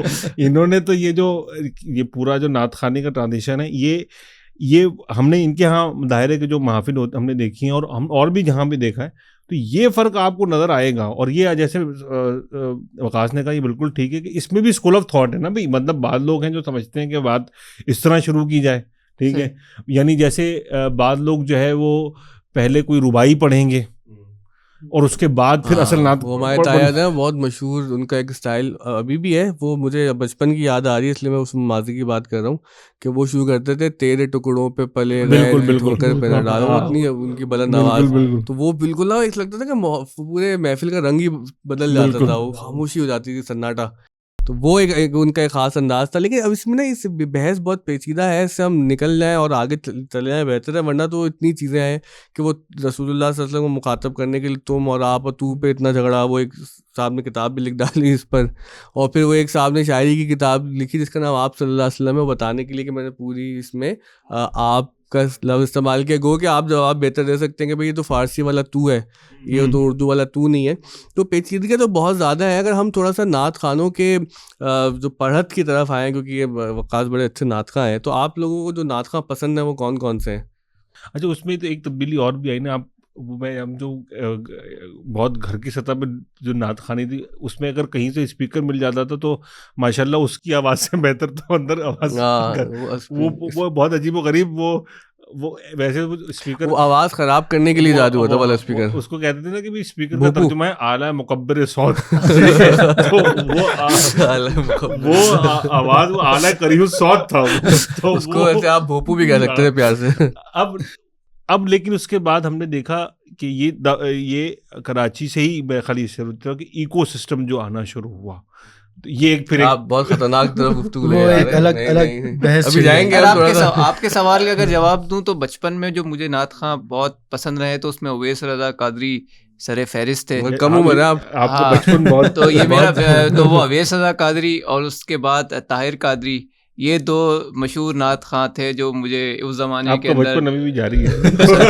اس کے علاوہ پھر ٹی وی پہ ہم لوگ قاری وحید ظفر قاسمی ہیں, ان کو سنتے تھے. لیکن میں جن کو اہتمام کے ساتھ, جو مجھے میری جو اپنی پرسنل میموری ہے نا, جو میں جن کے اہتمام سے جن کی سی ڈیز خرید کے لے کر آیا ہوں, وہ اویس رضا قادری ہیں. یعنی مجھے اس وجہ سے تو باقی جو ہیں, باقی میں نے ٹی وی پہ سنی ہے. اویس رضا قادری صاحب اور وحید ظفر قاسمی صاحب دونوں باتوں سے اتفاق ہے. اویس رضا قادری کی کیسٹس اور سی ڈیز میں خرید کے لے کر آیا ہوں کیونکہ مجھے وہ اتنے پسند بھائی. آپ اگر دیکھیں اگر آدمی کا شعر کا ذوق اچھا ہو تو باقی تو ساری چیزیں ضروری تو نہیں ہوتی زندگی میں. اب بچپن مجھے بہت ریلیٹیو ٹرم ہے, تو مطلب ہمیں ظاہر ہے کہ یاد آپ سب کو ہی ہوگا, وہ تو سب نے سنا ہے. وہ ایک چیز جو ذہن میں آتی تھی نا, فاصلوں کو تکلف ہے ہم سے, اس پہ بھی ایک بحث ہے, تو یہ قافلوں کو تکلف ہے. ہاں قافلوں کو ہے, اصل میں قافلوں کو تکلف, ہاں قافلوں ہی ہے, صحیح. تو ایک تو یہ وحید ظفر قاسمی صاحب کو کیونکہ ہم نے پی ٹی وی پہ بہت سنا, تو ایک تو وہ ذہن میں تھا ان کا کہ وہ ایک نعت کی آواز.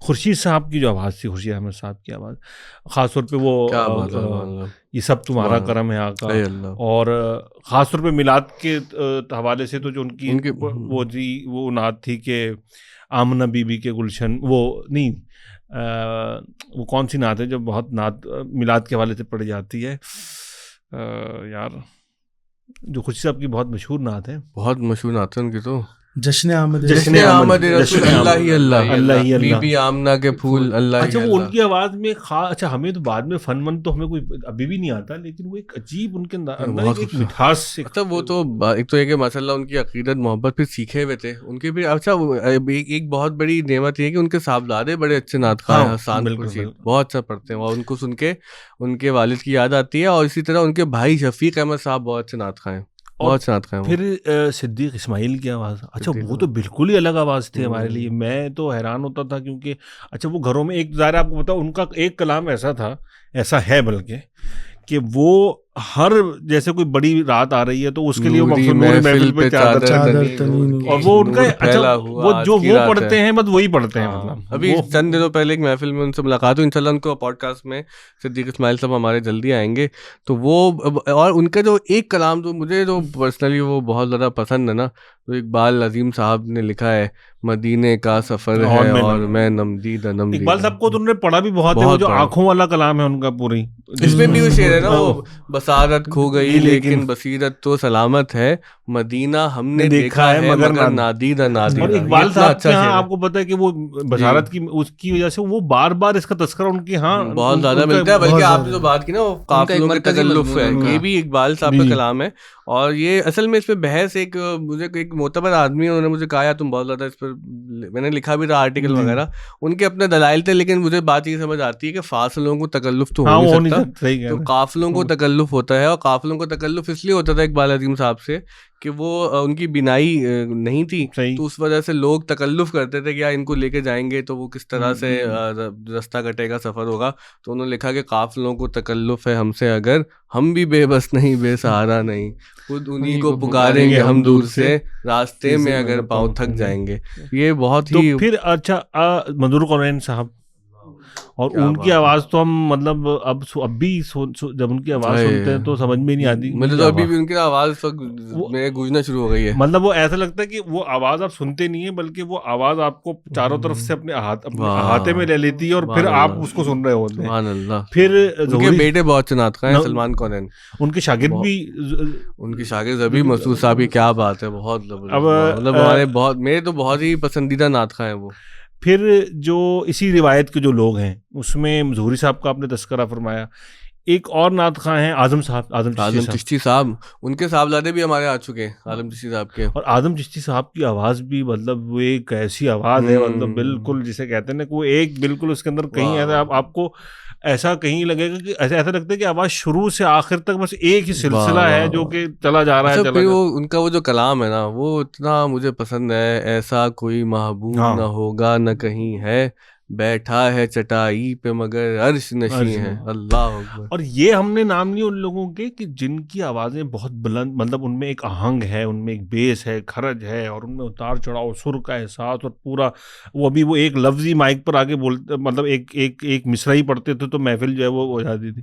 لیکن اس میں کچھ ایسی ایک آواز ایسی بالکل منفرد تھی, اور وہ بہت ہی ایسی, وہ ایسا نہیں لگتا تھا کہ کوئی آدمی بہت تیار ہو کر نعت پڑھنے کے لیے آیا ہے. ایسا لگتا تھا کہ ایک گھر کا بزرگ جو ہے وہ اس کو کسی نے کہا کہ بھی آپ نعت پڑھ دیجیے, وہ سعید ہاشمی صاحب کا لمحاتی نظیروں کا فی نظر, اور وہ جیسا انہوں نے, اچھا ان کے یہاں کوئی تکلف نہیں ہے, اور وہ آپ مجھے جیسے ان کا کلام ایک بہت سادگی سے پڑھا ہوا کلام ہے ان کا, وہ جو اگر کوئی اپنا بھلا چاہتا ہے, وہ کتنا سادہ سے کلام چاہے جس کو خدا چاہتا ہے. اچھا ان کے کلام ویسے ہی کہہ رہا آپ نے بالکل نا, کتنا اچھا شعر بیان کیا. اور ایسے لگتا ہے نعت خوانوں کے ساتھ جو کچھ کلام جڑ گئے نا, کہ جیسے اللہ تعالیٰ نے ان کو ان کی انفرادیت کے طور پہ ایک کلام عطا کر دیے. بالکل, کہ وہ پڑھے تو بہت لوگوں نے ہوتے ہیں, لیکن کوئی کلام ایسا ہوتا ہے کہ وہ ایک منفرد ہو جاتا ہے. اور وہ اچھا میں آپ کو ایک دلچسپ بات بتاؤں کہ یہ ہو سکتا ہے عجیب و غریب سی بات لگے سننے میں, وہ ہمیں اس لیے بھی الگ نعت خواں محسوس ہوتے تھے کہ کم سے کم ہماری یادداشت میں وہ واحد نعت خواں جو جناح کیپ نہیں پہنتے تھے. تو وہ سعید ہاشمی صاحب جو ہے وہ کپڑے کی ٹوپی پہنا, وہ تو نہیں پہنتے, میں باقی لوگوں کو یاد کر رہا ہوں. میں نے جتنے نام لیے سب کو دیکھیے, سب جناح کیپ پہنا کرتے تھے. تو وہ ایک نا ان کی پرسنالٹی میں ہی ایک جسے کہتے ہیں تکلف نہیں تھا, کہ کوئی آدمی تیار ہو کے کسی چیز کے لیے آئے نا, مطلب دیکھیں آپ نعت خواں اس وقت ہمارا ذہن تھا. لیکن ہم تو آپ کو وہ افتخار عارف صاحب کا شعر سنائیں گے جو آپ سے سنا تھا ہم نے, کیسا لگتا ہوں میں جب کرتا ہوں مدح اہل بیت, کیسا لگتا ہے میرے سر پر علم عباس کا. تو اب وہ یہ ان کے اندر وہ ان کی پوری شخصیت میں تھی وہ چیز, کہ وہ ایک بالکل سادگی سے ایک آدمی, بالکل جیسے آپ کہتے ہیں نا, مطلب ایسے ہی لگتا تھا کہ ہم نے اکثر اپنے گلی محلوں میں بھی دیکھا تھا کہ کچھ بزرگ ہوتے تھے جو بہت سادہ لہجے میں اور بہت تاثیر ہوتی تھی اس کے, کیا اس میں ایک عجیب, ہمیں اچھی طرح یاد ہے کہ جیسے میں آپ بتاؤں کہ خاص طور پہ ہمارے محلے میں ایک مؤذن تھے, اور وہ صبح کے وقت جو ہے وہ رمضان میں خاص طور پہ, اچھا وہ میں سوچتا تھا کہ انہوں نے یہ مناسبت کیسے تلاش کی. وہ صبح کے وقت یہ کلام پڑھتے تھے، صبح طیبہ میں ہوئی بڑھتا ہے بارہ، وہ آج بھی ایک بہت دور سے آتی ہوئی آواز نا، کہ جیسے جب اب سورج نکلنے کے وقت قریب روشنی ہونے والی ہے، اس وقت جب یہ کلام پڑھا جائے، آپ سوچیں، اب پتہ نہیں ان کے دل میں کیا بات آئی ہوگی، لیکن آپ سوچیں کتنی مناسبت اس وقت کے ساتھ۔ میں آپ سے بھی اور بھی گفتگو سنتا، لیکن چونکہ آپ نے اعلیٰ حضرت کے کلام کا ذکر کر دیا، اے رضا یہ احمد نوری کا فیض نور ہے، ہو گئی تیری غزل بڑھ کر قصیدہ نور کا، تو یہ اب وقاص بھائی کا موضوع بن گیا ہے۔ آپ نے کیا دیکھا وہ بتایا نا کہ دعوت اسلامی کے جو مرکزی نعت خوانوں والا ماڈل تھا وہ کیا تھا؟ اچھا، میرا جیسے تعارف ہی دعوت اسلامی سے ہوا تھا، نعت خوانی سے، اعلیٰ حضرت سے، تو جو نعت خواں سنے وہ تو ویس قادری ہی تھے، وہ اس وقت شاید مرکز میں بھی تھے، تو کب سے سن رہے ہو ان کو؟ یہ تو سمجھیں ویس قادری کو تو ارلی 2000s کی بات ہے، وہ کیسٹس لے کر آتے تھے، اس سے پہلے بھی 2004-05 نہیں، اس سے پہلے میں نے 90s کی بھی کیسٹس میں سنا، کیسٹس پہلے وہ کیسٹس بڑی مشہور ہو جاتی تھی، ہمارے یہاں ٹیپ ریکارڈر تھا تو ہم جو ہے وہ پیسے جمع کر کے والد والدہ سے لے کر کیسٹس لے کر آتے تھے۔ اچھا، اس میں ہم نے ویس قادری کی کیسٹس بہت لیں، اور دوسرا مشتاق قادری کی کیسٹس بہت لی۔ تو وہ ایک نام ہے جو ہے، اب تو شاید نئے بچوں کو نہ پتا ہو، لیکن مشتاق قادری صاحب اتنے اچھے نعت خوان بول کے یوٹیوب پہ سرچ کر کے سنے، انہیں سرچ کر کے سنے۔ بہت کم ایسی آوازیں تھیں تو جو سیدھی جا کے آپ کے دل کو چھوتی ہیں نا، وہ دل چیر کے رکھ دیتی ہیں۔ اگر آپ سنیں، وہ جگہ جی لگانے کی دنیا نہیں ہے، نعت نہیں ہے وہ، لیکن وہ ایک جو ہے وہ احساس آپ کے اندر پیدا کرتی ہے، ایک عجیب سا منفرد سا احساس، آخرت کا احساس۔ پھر جو باقی انہوں نے نعتیں پڑھی، انہوں نے اعلیٰ حضرت کی نعتیں بہت اچھی پڑھی ہیں، اور جو ہے وہ انہوں نے لمیاتی نظیروں کا ایک بڑی اچھی طرز میں قصیدہ معراج انہوں نے اعلیٰ حضرت کا بہت بہترین طریقے سے پڑھا۔ مجھے جو ان کی آواز جو بہت نکھری ہے نا، نکھری سے مجھے جس میں بہت ایک نکھار سا محسوس ہوتا ہے، وہ جو انہوں نے کلام پڑھا، میں تیرے قربان محمد، اس کی طرز اتنی پیاری طرز ہے، کیا کتنی پیاری، بالکل بالکل۔ ویس رضا قادری نے ایک وہ بڑا اچھا درد بھرا کلام پڑھا، یعنی اس کی طرز میں بہت درد ہے، وہ یا مصطفیٰ عطا ہو پھر اذن حاضری کا، وہ میرے ذہن میں بھی وہ بہت خوبصورت پڑھا، بہت پرتاثیر ہے وہ۔ اور نعت خواں کن کو دیکھا آپ نے وہاں پر؟ اچھا، وہاں پہ اس وقت مرکز میں تو سمجھیں یہ دونوں نام سب سے زیادہ تھے، پھر تھوڑے عرصے بعد ایک نعت خواں آئے تھے آصف قادری کے نام سے، تو وہ اعلیٰ حضرت کو وہ بھی اعلیٰ حضرت عموماً وہاں پہ دعوت اسلامی میں یہی ہے کہ تو آپ اعلیٰ حضرت کو زیادہ خادمات اعلیٰ حضرت کو، حسن رضا خان بھی ہیں، مصطفیٰ رضا خان نوری بھی ہیں، اور باقی خانوادہ، اختر رضا خان کے کچھ کلام ہیں، اور تو وہ مفتی آصف، وہ مفتی صاحب بھی تھے اور وہ نعت خواں بھی تھے، تو انہوں نے ایک بڑا اچھا ایک کہتے ہیں نا، انہوں نے ایک ٹرینڈ سیٹ کرنا کہ اعلیٰ حضرت کے کلام زبان زد عام کرنے میں ان کا ایک بڑا جو ہے نا ہاتھ تھا۔ اچھا، دوسرے جو اعلیٰ حضرت سے ہٹ کے میں بات کروں، ہم نے فصیح الدین سہروردی صاحب کو بہت سنا، تو وہ دادا کو بڑے پسند تھے، اور ہمارے والد صاحب پڑھتے تھے اور ہمیں یاد بھی کرواتے تھے۔ وہ خسروی اچھی لگی نا، سروری اچھی لگی، ہم فقیروں کو مدینے کی گلی اچھی لگی، آج محفل میں نیازی نعت جو تو نے پڑھی، عاشقان مصطفیٰ کو وہ بڑی اچھی لگی۔ ایک وہ ان کی نعت تھی، وحدت ذات کی تصویر سراپا تم ہو، اس طریقے کا پرانا کلام یاد ہے، وہ ہم بہت بچپن میں دادا وغیرہ کے ساتھ سنا کرتے تھے، تو اس نے ایک بہت بڑا امپیکٹ ڈالا۔ لیکن پھر جب اچھی شاعری سے اعلیٰ حضرت کی تعارف ہوا نا آگے، تو پھر وہ ایک ماحول بدلا۔ پھر جب جدیدیت آنی شروع ہو گئی تو وہ ایک تھوڑی سی کہیں کہ کلاسیکی شاعری، ایک نام بہت اہم میں لوں گا، وہ جو پہلے کے لوگ ہیں اور جن کو واقعتاً نعت کا ذوق ہے نا، وہ جانتے ہوں گے ضرور، وہ ہے قاری زبید رسول صاحب۔ بالکل، ان کا ایکسیڈنٹ میں انتقال ہوا تھا، اور میں اگر اپنے بچپن کو یاد کروں نا، تو میں نے اپنے والد صاحب کو ان سے بڑی محبت کرتے ہوئے دیکھا ہے۔ اور اچھا، ہمارے والد صاحب ان کا ذکر کرتے، پھر وہ کبھی وہ نعت سناتے وہ ٹیپ ریکارڈر وغیرہ پہ، اور اس کے بعد وہ بڑے غمگین ہو جاتے تھے کہ بہت جلدی چلے گا یہ، اگر یہ ہوتے تو یہ انہوں نے ابھی بہت پڑھنا تھا، ان کی بڑی عمر باقی ہوتی اور اب یہ کرتے وہ کرتے۔ تو ہمارے والد صاحب کو بڑی محبت تھی، لیکن اس وقت مجھے ٹیکنیکلی اتنا سمجھ نہیں آتے تھے، کہ ہمیں ظاہر ہے کہ اس وقت ہمیں وہ ذرا سادہ کلام اور سادہ طرز زیادہ سمجھ آتی تھی۔ پھر جب تھوڑی تربیت ہوئی اس فن کے اندر سننے کی، میری تو پڑھنے کی ایسی کوئی خاص تربیت نہیں کر سکا، شہاب بھائی پڑھتے ہیں اچھا، تو پھر سمجھ آیا کہ قاری زبید رسول صاحب کی کتنی انوکھی آواز ہے، کچھ لوگ تو ہوتے ہیں تربیت یافتہ ہوتے ہیں, پھر آپ کو سمجھ آ رہا ہوتا ہے کہ اس نے ایک فن سیکھا ہے, اب اس فن کا وہ پورے لوازمات کے ساتھ اظہار کر رہا ہے. لیکن قاری زبیر رسول صاحب کے یہاں یہ تھا کہ ان کی آواز کے اندر ہی اتنا انوکھا پن تھا, اور وہ جگہوں کو ایسے نا جیسے چھیڑ چھاڑ کرتے رہتے تھے. یہاں پتہ نہیں وہ نیچرلی تھا یا وہ کرتے تھے کہ وہ چھیڑ چھاڑ سے وہ اور خوبصورتی پیدا ہو جاتی تھی. یہاں پہ ہمیں لگ رہا ہوتا تھا کہ سورہ اب یہ چال لے گا, وہ کہیں اور چلے جاتے تھے. تو وہ ایک ایسے نعت خواں ہیں کہ اگر آپ ان کو سنیں تو وہ بڑے اچھے انہوں نے کلام پڑھے. ایک ہمارے دادا کے جو چھوٹے بھائی تھے شریف الدین نیب سہروردی صاحب, ان کا ایک کلام ہے وہ بڑی امید ہے سرکار قدموں میں بلائیں گے, کرم کی جب نظر ہوگی مدینے ہم بھی جائیں گے. تو یہ انہیں بڑا اچھا پڑا. اور پھر ایک نام ہم نے لیا تھا پہلے حفیظ طائب صاحب کا, ان کا ایک بہت ہی زبردست کلام ہے جو کہ بہت لوگوں نے اچھا اپنے اپنے آہنگ سے پڑھا ہے. لیکن مجھے اگر وہ کلام سننا ہوتا ہے نا تو میں وہ قاری زبیر رسول صاحب کی آواز میں لگاتا ہوں کہ خوشبو ہے دو عالم میں تیری ہے گلے چیدہ, کس منہ سے بیاں ہو تیرے اوصاف حمیدہ. آپ کچھ فرما رہے تھے.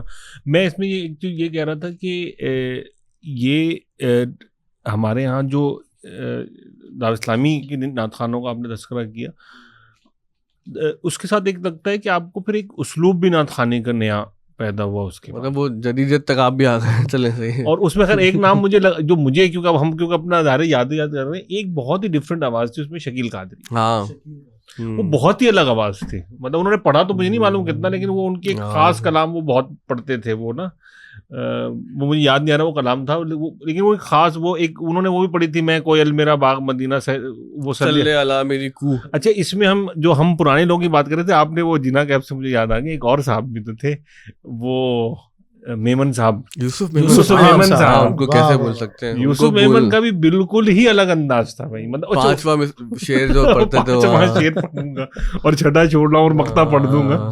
ان کا بھی انداز بہت مختلف, اور بہت ہی ان کے انداز میں بھی ایک صاحب وہ کلام پڑھتے ہیں یوسف میمن صاحب کے, وہ بہت ہی, اور مثلا وہ بہت بزلہ سنج بھی تھے, بہت ہی زیادہ پر لطف شخصیت تھی ان کی, بہت سادہ شخصیت تھی. وہ جالی والی ٹوپی میں آتے تھے, پان کا جو نشان ہے وہ تھوڑے واضح ہوتے تھے ہونٹوں سے, اور پھر وہ اپنے انداز میں پڑھا. اچھا وہ آپ لوگ جو بار بار جدیدیت پہ پہنچنے کی کوشش کر رہے ہیں, اس سے پہلے ذرا ابھی ہم بیچ میں ذرا روایت کے کچھ اور نعت خواں عصر حاضر کے جو ہیں ان پہ اگر آپ سے ہم بات کریں کہ اس وقت جو لوگ آئے ہیں, جیسا محمود الحسن اشرفی صاحب ہیں, وہ بہت اچھے نعت خواں ہیں. وہ قصیدہ بردہ شریف ان کی آواز میں بڑا مشہور ہوا. ایک نعت خواں جو مجھے بہت پسند ہے سرور حسین نقشبندی, جو کہ شاعر بڑے اچھے ہیں اور بہت ان کے زبردست کلام ہیں, اور وہ لاہور میں رہتے ہیں, لیکن نعت خوانی میں بھی اللہ تعالیٰ نے ان کو بڑا جو ہے نا منفرد اسٹائل دیا ہے. اور وہ حفیظ طائب صاحب کے بڑے عاشق ہیں, حفیظ طائب صاحب پہ بڑا انہوں نے کام کیا ہے, اور ان کا ایک ادارہ ہے نعت کا جس پہ وہ باقاعدہ کام کرتے ہیں. پھر ان کے ساتھ ایک نام بہت ضروری ہے, وہ ہے سید صبی الدین رحمانی صاحب, جنہوں نے نعت خوانی میں تو اپنا مقام پیدا کیا, لیکن میں یہ سمجھتا ہوں کہ نعت خوانی میں ان کے اپنی وہ مسلم ہے پہچان, کہ ان کا جو نعت رنگ والا کام ہے نا, جو ادبی پرچہ جو ان کا رسالہ ہے, جس مطلب نعت پر تنقید پر جتنا اچھا کام انہوں نے کیا, وہ بہت ہی انوکھا ایک کام ہے. ہمارے یہاں تحقیق ہے اس کے اندر, انڈیا میں بہت پاپولر ہے وہ. انڈیا کے جو ادبی حلقے ہیں, مطلب میرے خیال سے, اب میں معذرت چاہوں گا اگر یہ غلط ریفرنس دے دوں, کہ نعت رنگ جو ان کا ہے اس سے زیادہ کام ادبی نوعیت کا نہیں ہوا ہماری اردو زبان میں. اس میں ایک بہت بڑا حصہ ڈاکٹر عزیز احسن صاحب کا ہے, کہ جنہوں نے نعت پر پی ایچ ڈی کیا ہے, وہ نقاد ہیں, اور آپ کبھی بلکہ آپ کو ملواؤں گا ان سے, مسئلہ ان کی بہت ہی زبردست نالج ہے. ایک ہمارے ڈاکٹر شہزاد احمد صاحب تھے, وہ انتقال کر گئے, وقاص, ہماری کئی ملاقاتیں رہیں کیونکہ وہ ہمارے دادا کی کلیات ریاض انہوں نے مرتب کی, تو ان کے بھی پی ایچ ڈی تھا نعت پہ, اور وہ بہت جلدی چلے گئے, انہوں نے کام بہت کیا. تو کچھ اور نئے نعت خواں جو اس وقت ہیں جو آپ لوگوں کو پسند ہیں. ایک نعت خواں میرے ذہن میں آ رہے ہیں, ان کے نام یہ رانا صاحب بتائیں گے, کہ وہ ان کا بھی حادثے میں جلد انتقال ہو گیا, لیکن وہ ان کو ایک نعت ہے وہ ان کا نام تا بس زندہ رکھے گی, وہ در نبی پر پڑا رہوں گا, پڑے ہی رہنے سے کام. تو وہ میرے والد کو بہت پسند ہے, تو وہ بہت میٹھی آواز, خوش والد وہ کبھی کبھار وہ لگا کے سنتے ہیں. تو یہ ہے کہ وہ اور کچھ نام جو اسد ایوبی صاحب کا مجھے نام یاد آ رہا ہے, ماشاء وہ بہت اچھا پڑھتے ہیں. فیصل حسن نقشبندی صاحب, تم بتاؤ نا, تمہیں تو پتہ نام اتنے سارے. ہم نے این ای ڈی یونیورسٹی میں ماشاء کئی سال میلاد کروائے, تو ہم تو نہیں. زبیب مسعود صاحب کا نام آ گیا, وہ تو صف اول کے نعت خواں اس وقت, وہ صف اول کے. ایک قاری محسن صاحب ہیں, وہ ان کی آواز بہت بہت خرجدار آواز ہے، کم، اور وہ بہت بلند آہنگ کے ساتھ پڑھتے ہیں، قاری محسن صاحب ہیں. اور اچھا کچھ نعت خواہ ہمارے نعت کالج کے اندر عباس سروردی صاحب ہیں، کامران شیخ سروردی ہیں، ان کا مسئلہ سے کافی پڑھتے بھی اچھا ہے، پھر یہ وہ میڈیا پہ بھی یہ پاپولر ہو گئے. ایک ہمارے نعت خواہ ہیں سلمان سروردی، تو وہ کراچی کا مقابلہ ہوا تو اس میں فرسٹ بھی آئے، تو وہ بھی بہت ہی زبردست طریقے سے پڑھتے ہیں. چلے میں نے اب ساری باتیں پوری کر دی، آپ لوگ کر لیں جدیدت والی باتیں، میں تھوڑا سا وقفہ لے لوں گا. نہیں میں یہ چاہ رہا تھا کہ ہم نے اب نعت خوانی پہ تو کافی بات کی ہے، اور ظاہر ہے کہ ہم کوئی مطلب ببلیوگرافی تیار نہیں کر رہے، ہر نام شاید ہم نہیں اور مطلب کسی ستارے کی روشنی ہم تک نہیں پہنچی تو مطلب یہ ہمارا ہی قصور ہوگا. بہت سے لوگ ہیں جو پڑھنے والے ہیں، اور کئی لوگ ایسے ہیں جو کہ بہت زیادہ شاید جسے کہتے ہیں نا کہ اب تو خیر وہ ایک مسئلہ ہے کہ عالم اسلام کے معروف نعت خوان بھلے سے وہ نہ ہوں، لیکن کئی لوگ ہوتے ہیں جو بہت نہیں سبھی ہوتے ہیں، نہیں مطلب یہ تو ابتدائی بات ہوتی ہے عالم اسلام، مجھے عالمین کیا ہوتے ہیں اس کے بعد. تو بہت سے لوگ ہوتے ہیں جو اب تو سوشل میڈیا پریکٹیکل بھی کر دیا اس کو، بالکل اب تو لوگ آسانی سے ہر تک پہنچ جاتے ہیں. کیونکہ یہ الگ موضوع ہے کہ جو ہم نے محفل نعت کے پوسٹر پہ جو القابات دیکھے ہم نے، اللہ اور ان القابات کے اندر جو تنوع پیدا کیا جاتا تھا نا، کیونکہ ایک لقب سے دوسرے لقب کو جدا کرنے کے لیے اس کے اندر جو ایک معنویت بھری جاتی تھی. بلکہ ہم نے تو ایک اور تبدیلی بھی دیکھی کہ مطلب یہ پوسٹرز میں اچانک ایک لفظ آنے کا لنگر کا خاص انتظام. ہاں، اور اس کے ہم کافی ایک جملہ ہوتا تھا خواتین کے لیے پردے کا اہتمام ہے اور لنگر کا خاص اہتمام ہے. اچھا پھر ایک چلا میں جدیدیت پہ آپ لوگ نہیں آ رہے، مجھے اس سے ایک خاص واقعہ کیو ٹی وی والا تو یاد کرو نا کہ پوسٹر پہ فلانے نعت خواہ کیو ٹی وی والے نہیں، مجھے ایک واقعہ یاد آ گیا، وہ کسی محفل نعت میں ہی تھا میں، اور بڑے جو ہے وہ جو نقیب محفل تھے بڑے جوش و خروش کے ساتھ جو ہے وہ کسی کا استقبال کر رہے تھے. اب وہ انہوں نے پورے لوازمات شروع کے ڈالے کہ جی عالم اسلام کے مشہور نعت خواں کئی ملکوں میں جا کے نعت خوانی کے نذرانے پیش کر چکے ہیں، اور پتہ نہیں کیا کیا لگایا، اور آخر میں نام بھول گئے. پھر انہوں نے برابر سے پوچھا بھائی نام کیا ہے آپ کا؟ اصل میں وہ ایک ٹیمپلیٹ ہے، جو نقیب محفل یعنی جو اناؤنسمنٹ کرتے ہیں نا، ان کو یہ آرٹ پتہ ہی ہوتا ہے، آرٹ تو ہر بات میں آرٹ کہہ دیتے ہیں، تو ان کو یہ فن آتا ہی ہے کہ آپ کو نا اب مطلب کسی پیر صاحب کی وہ مداح کرنی ہے تو وہ ایک ٹیمپلیٹ ہوتا ہے، اسی میں ہی وہ اللہ یہ کہ وہ کچھ بہت بڑے نقیب گزرے تھے ہمارے یہاں، شہریار قدوسی صاحب، جو لوگ نعت خوانی کے ماحول سے جڑے ہوئے ہیں وہ جانتے ہیں وہ کتنا بڑا نام ہے. تسلیم صابری صاحب، وہ کیا شاندار آواز ان کی، ہاں بڑے وجیح ہیں، ان کی آواز بھی ماشاء اللہ بہت زبردست ہے، پھر ان کی اپنی پرسنالٹی بڑی، جو پریزنس ان کی بہت ہوتی ہے، روم پھر کہتے ہیں وہ انگریزی میں کہ وہ روم فل ہو جاتا ہے ان کی پریزنس سے. ایک نقیب محفل جو مجھے ذاتی طور پہ بہت پسند ہے، میرے دوست بھی ہیں، بڑے بھائی ہیں، رئیس احمد صاحب، ان کو ہم نے جو ہے وہ ادھر یونیورسٹی میں بہت زیادہ بلاتے تھے. تو کچھ نقیب محفل کا بھی تذکرہ ہو گیا. آپ لوگ جو بات کرنا چاہ رہے تھے نا کہ جو پھر بعد میں تھوڑا سا پاپ کلچر جو انٹروڈیوس ہوا نعت میں، without naming any one, let bygones be bygones, تو اس نے میرے خیال سے نقصان پہنچایا. اور اس کے ہوا یہ کہ اس کی نا بہت ہی، میں اگر صحیح لفظ استعمال کر ہی رہا ہوں شاید، کہ بہت ہی ولگر فارمز اب جو ہمارے پاس نظر آ رہی نا، کہ ایک صاحب داڑھی ہے، ان کی ٹوپی لگائی ہوئی ہے، امامہ بھی لگا لیا، اب وہ نعت نہیں پڑھ رہے، وہ کچھ باتیں کر رہے ہیں، وہ اس کو آپ کلام کہہ لیں، ان کو خرافات بھی کہہ سکتے ہیں، اور وہ نعتیہ انداز سے اور نعتیہ آہنگ سے چونکہ پڑھ رہے ہوتے ہیں تو دیکھنے والوں کو لگتا ہے کہ یہ نعوذ باللہ کوئی نعت کی فارم ہے. تو اس نے نعت خوانی کے کو جو ہے نا ایز این آرٹ فارم بڑا نقصان پہنچایا. وہ ظاہر ہے کہ وہ ایک تو کمرشلزم کا فیکٹر آ گیا، پھر مسابقت پیدا ہو گئی اس کے اندر، اور پھر وہ اچھا اس میں ایک کردار جو ہے وہ آپ کے اس آپریٹرس نے بھی ادا کیا کہ وہ مائکس آ گئے اور ساؤنڈ مکسنگ آ گئی اور اسٹوڈیوز آ گئے، تو اس نے ظاہر ہے کیا دلایا آپ نے، کتنا مشکل ہوتا تھا ریکارڈنگ کرنا یہ، اور اکثر تو جو کیسٹس وغیرہ سے ہٹ کر مطلب ریڈیو پہ نعت سنی جاتی تھی، ٹی وی پہ آتی تھی، وہ سلسلہ تھا.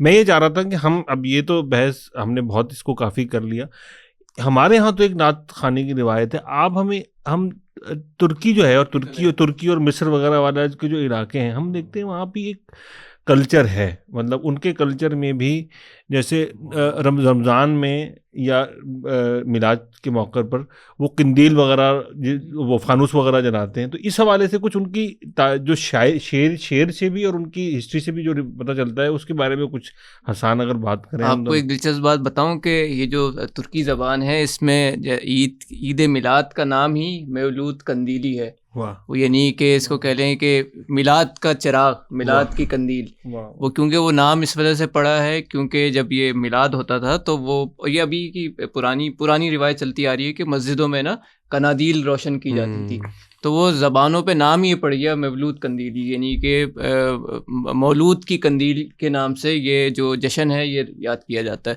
اور یہ پوری اس کی باقاعدہ روایت ہے. وہی مولود آپ نے سب سے پہلے جو سلسلہ کلام شروع کیا تھا کہ ہمارے خطے میں خواتین میلاد اکبر جیسے مولود نامہ پڑھا کرتے تھے، تو وہاں پر بھی عثمانی سلطنت کے اندر ایک بہت مولود لکھے گئے جس میں صرف اور صرف یعنی اس میں پوری رسول اللہ کی پوری زندگی کا احاطہ نہیں کیا ہوتا تھا، ان کے صرف جو ان کی ولادت کا جو ٹائم تھا، ان کی ولادت کے ساتھ جو حوادث جو پیش آئے، جو وقائع پیش آئے، اس کی پوری جو اس کو جو الفاظ کی شکل میں جو بیان کیا جاتا تھا اس نظم کی فارم کو مولود نامہ کہا جاتا تھا. تو بہت سے شعراء نے مولود نامہ لکھے، لیکن ایک ترکی کے اندر ایک سلیمان چلبی کے نام سے ایک بہت مشہور شاعر گزرے ہیں، 15ویں صدی کے صوفی شاعر تھے، تو انہوں نے جو مولود نامہ لکھا تھا تو وہ بہت زیادہ پڑھا جاتا رہا ہے، ابھی تک اس کو پڑھا جاتا ہے.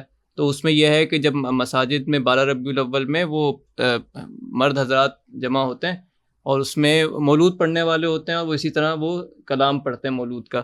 باقی اگر ہم پہ مصر میں جائیں، مصر میں تو باقاعدہ اسی طرح جلوس نکلتے ہیں 12 ربیع الاول کو، جس طرح ہمارے پاکستان انڈیا کے اندر ہم جلوس دیکھتے ہیں نا، تو شاید ہمارے ذہن میں تصور آتا ہو کہ یہ جلوس جو ہے یہ صرف ہماری ایک روایت ہے کہ ہمارے یہاں مصر کے اندر پورے جلوس نکلنے کا ایک پورا کانسیپٹ ہے. اسی طرح پھر سجاوٹ ہوتی ہے، وہ ہمیں مصر میں نظر آتی ہے، وہ ہم شام میں ہم دیکھتے ہیں، شام میں، عراق میں، اردن میں، یہاں پورے سجاوٹ کا ایک کانسیپٹ ہے.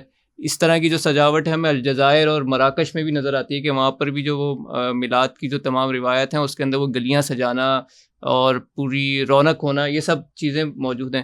انڈونیشیا میں آپ جائیں تو انڈونیشیا کے اندر تو باقاعدہ میلاد کے اس پہ وہ پورے میلے لگتے ہیں، یعنی میلے 3 4 دن کا ہے نا، خوشیوں کا ایک ایونٹ ہے، اس کے اندر لوگ جمع ہو رہے ہیں، بالکل جس طرح ہماری عید پہ جس طرح ہم خوشیاں مناتے ہیں نا، ہماری جو میٹھی عید ہے، اس طرح کی خوشیاں مناتے ہوئے ہمیں تمام اسلامی دنیا کے اندر جو ممالک ہیں اس طرح یہ نظر آتے ہیں. ہر ایک کے الگ الگ علاقائی روایات ہیں، لیکن سب جگہ یہ میلاد کی روایات ایک زندہ اور تابندہ موجود ہیں ہر اسلامی ملک کے اندر. واہ واہ. اچھا، اس کو ہم ریپ اپ کرنے کی طرف چلتے ہیں پوڈ کاسٹ کو.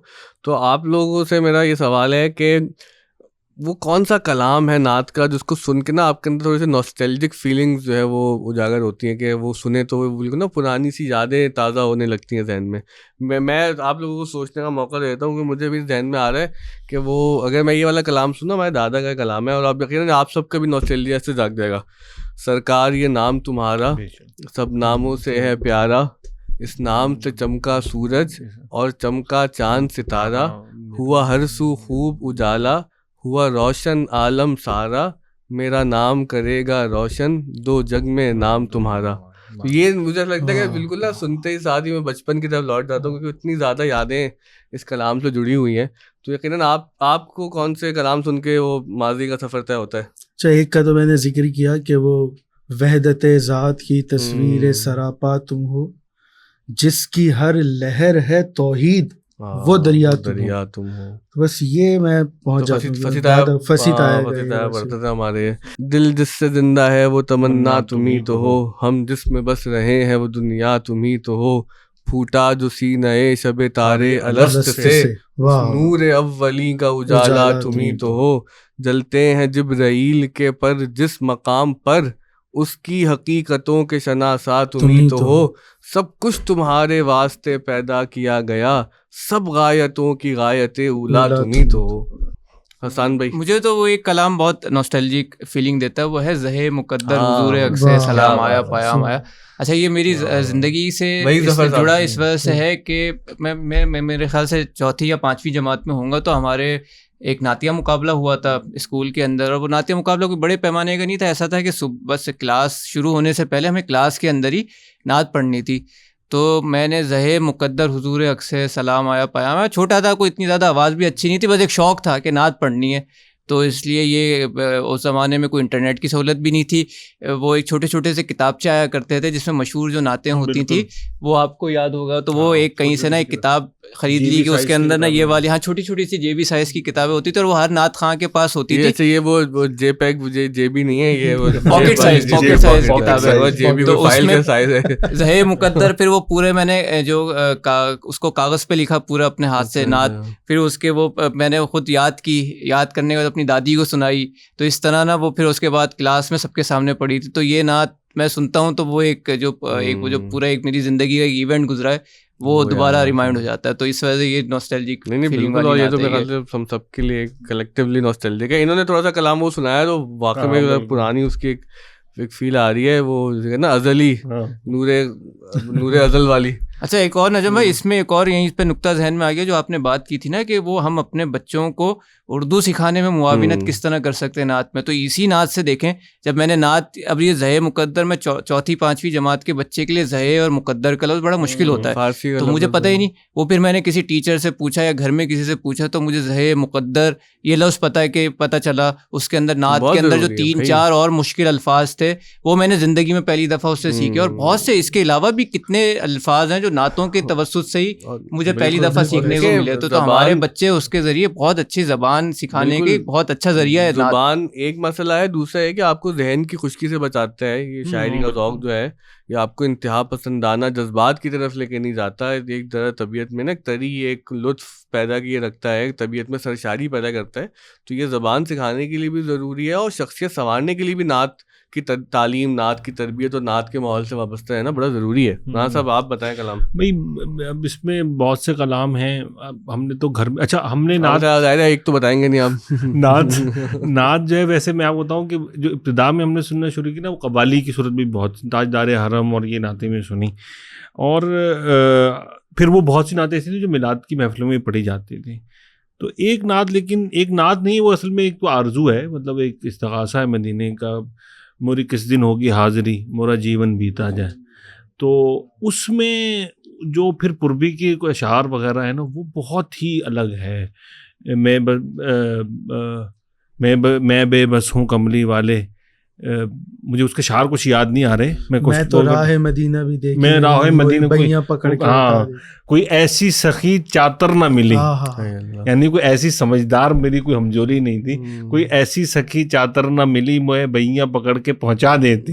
میں تو راہ مدینہ بھی دیکھی نہیں, وہ میری بہیاں پکڑ کے اس کے اندر جو ایک عجیب, اور میں سو جاؤں قسمت جاگے طیبہ کی ہو رتیاں, جالی پکڑ سناؤں آقا اپنے دل کی بتیاں. تو یہ اچھا, اب یہ اس لیے تھا کیونکہ یہ ہم نے جو خواتین کے میلاد میں جب پڑھی جاتی تھی نا, اس کے اندر ایک ایسا, مطلب اس میں کوئی ایسا نہیں لگتا کوئی اہتمام ہے. ایک تو اس میں لوک رنگ بہت غالب ہے نا, کیونکہ ایک لوک اس کے اندر وہ بہت غالب ہے. پھر کچھ پنجابی کی نعتیں تھیں, مجھے اس کا پہلا مصرع یاد نہیں آ رہا اس نعت کا, وہ فصیح صاحب نے بھی پڑھی ہے, دکھی دلاں دا سہارا. اچھا یہ کتنا سادہ سا, یہ بہت سادہ سا کلام ہے نا یہ بہت, اور یہ فصیح صاحب نے پڑھا اور کئی اور نعت خانوں نے بھی پڑھائی ہے. قسم خدا دی میں نے اتنا کسی نے پڑھنا شروع کر دیا. جب پنجابی کچھ نہیں آتی تھی یہ نعت آتی, ہاں یہ نعت آتی تھی. اور ایک لیکن وہ نعت ویسے تو اس کے کلام کا, لیکن وہ جب میں مصرع سنتا ہوں نا, وہ ایک اس کی عجیب ایک کیفیت ہے. وہ جب وہ انترے سے اگر اٹھایا جائے اس کو, آمینہ بی بی کے گلشن میں آئی ہے تازہ بہار, پڑھتے ہیں صلی اللہ علیہ وسلم آج درود. اب یہ جو ایک اتنی اس میں ایک وجد آفریں لہر ہے نا, عام طور پہ جو اچھے نعت, مطلب جو نعت خواں سمجھتے ہیں اس بات کو, تو اس کلام کو مطلع سے نہیں پڑھتے, وہ یہیں سے شروع کرتے ہیں. کیونکہ اس کو جب آپ یہاں سے شروع کرتے ہیں نا, تو ایک کیفیت اس کے اندر پیدا ہوتی ہے. پھر ظاہر ہے کہ اور بہت سے ہم نے کلام جو کہ ایک کلام جو ہے کہ حضرت امیر خسرو کا کلام ہے, وہ بھی میلاد سے ملتا جلتا ہی ہے, اور وہ بھی بہت جسے کہتے ہیں نا ہندی گیت لوک رنگ کے اندر ہے. آج بدھاوا آنگن میں میں تو واری, وہ امیر خسرو سے منسوب ایک کلام ہے. اب منسوب میں نے ان کو ہوتے ہوئے ذرا خود ہی وضاحت کر دی, تو وہ قوال وغیرہ تو انہیں سے کہتے ہیں کہ ان کا کلام ہے. اس کا جو طرز ہے نا وہ بھی بہت, اور وہ شادی کا ایک رنگ اس میں بیان کیا گیا ہے. اس میں ظاہر میں اگر آخر میں ہم جب نعت خانوں کا ذکر کرتے ہیں تو ہم نے نعت کے تسلسل میں غلام فرید صابری, عزیز میاں قوال کی جو نعت کا جو پڑھنے کا جو کلام پڑھتے تھے، ان کی نبی یا نبی کلام اتنا مشہور تھا، اور انہوں نے کیا کیا اشعار پڑھے اس کے اندر، مطلب آپ اس آدمی کے حافظے اور اس کی آمد پہ حیران ہوتے تھے کہ کیا کچھ کلام انہوں نے. اور وہ خیر بہت منفرد آدمی بھی تھے اپنی زندگی میں، وہ ایک الگ موضوع ہے مطلب.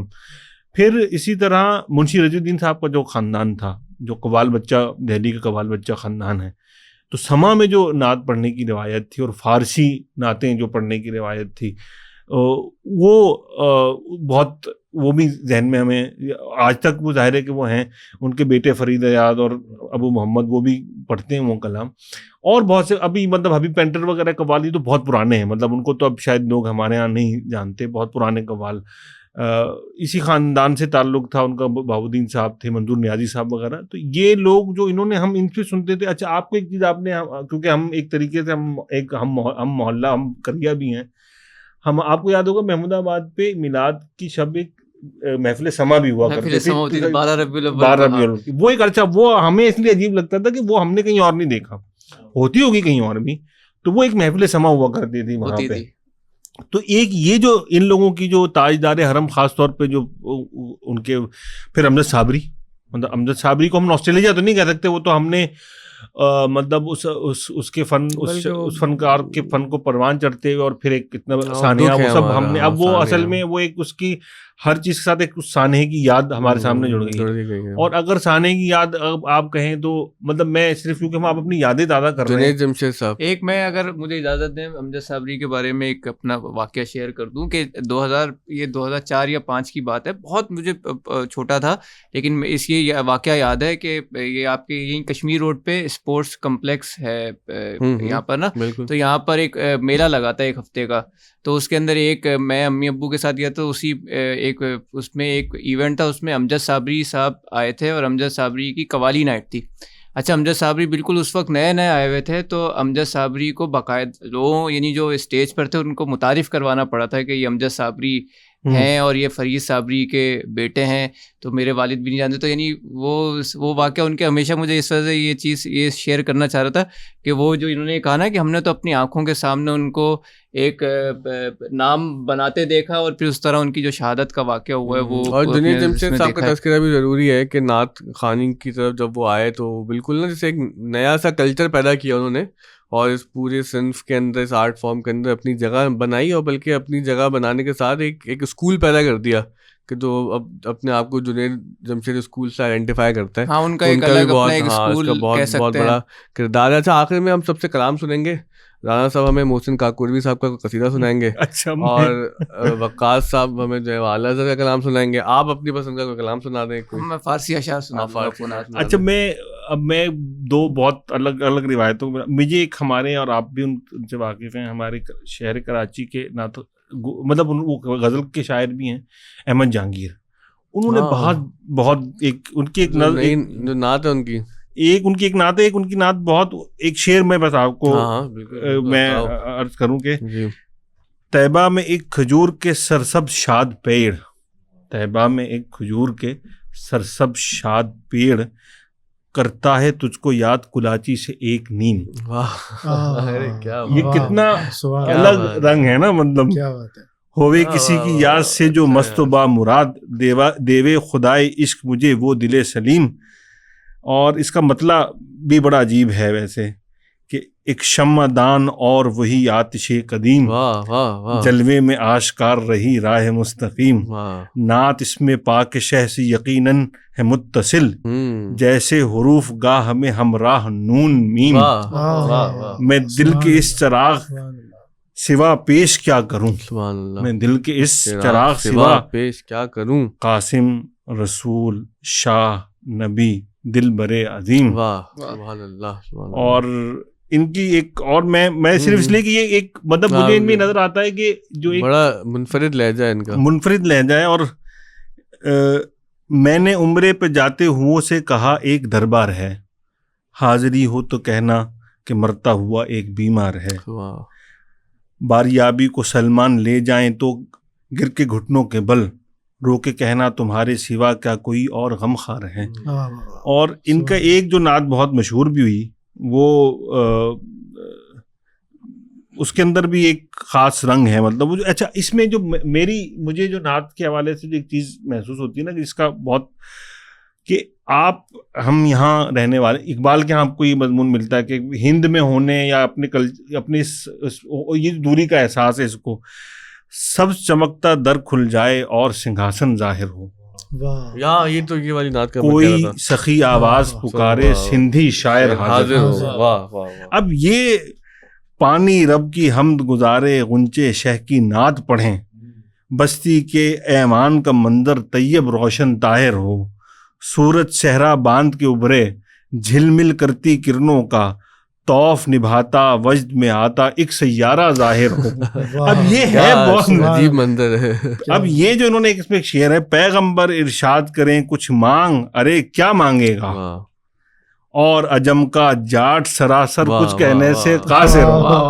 جاٹ کا لفظ نعت میں پہلی دفعہ دیکھا. اور کس محبت اور کس مطلب اب اس میں ایک وہ جو اپنا اب یہ ہمارا ایک احساس ہے نا مسلسل کہ ہماری ایک دوری کا جو احساس ہے نا اس کو انہوں نے بہت اس سے نبھایا ہے.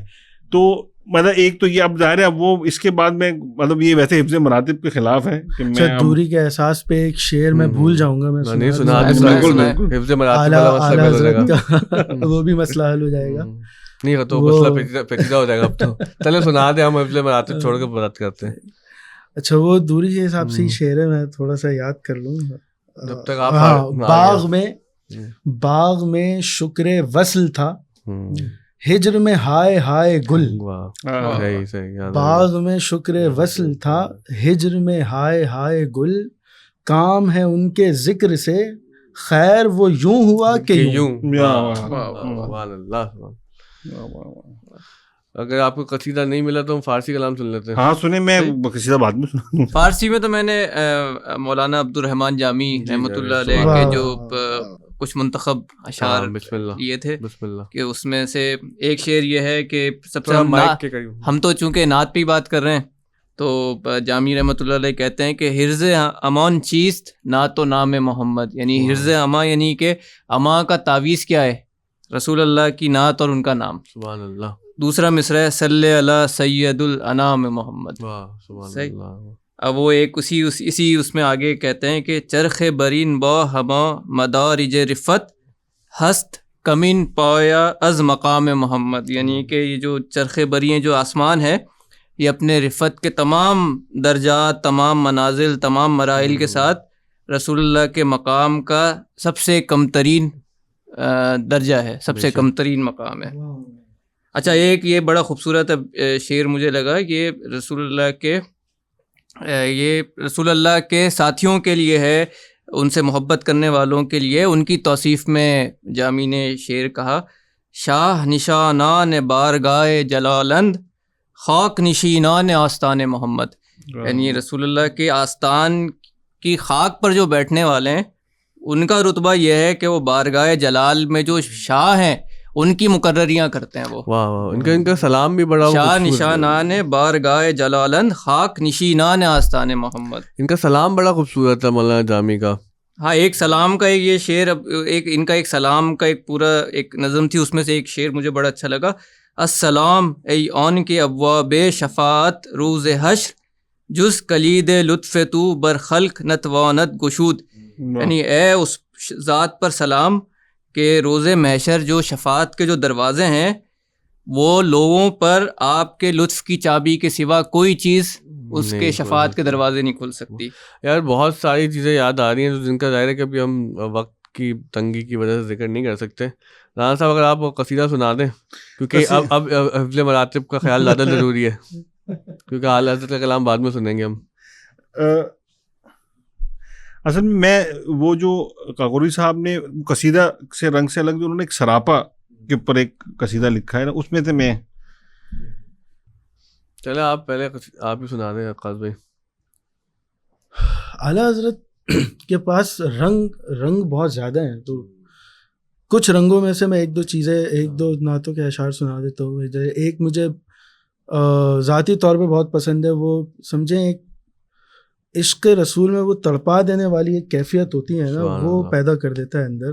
آپ کہتے ہیں کہ یاد میں جس کی نہیں ہوش تنو جاں ہم کو، واہ پھر دکھا دے وہ رخ اے مہر فروزاں ہم کو، واہ واہ واہ واہ واہ دیر سے آپ میں آنا نہیں ملتا ہے ہمیں، واہ کیا ہی خود رفتہ کیا جلوے جانا ہم کو، سبحان اللہ.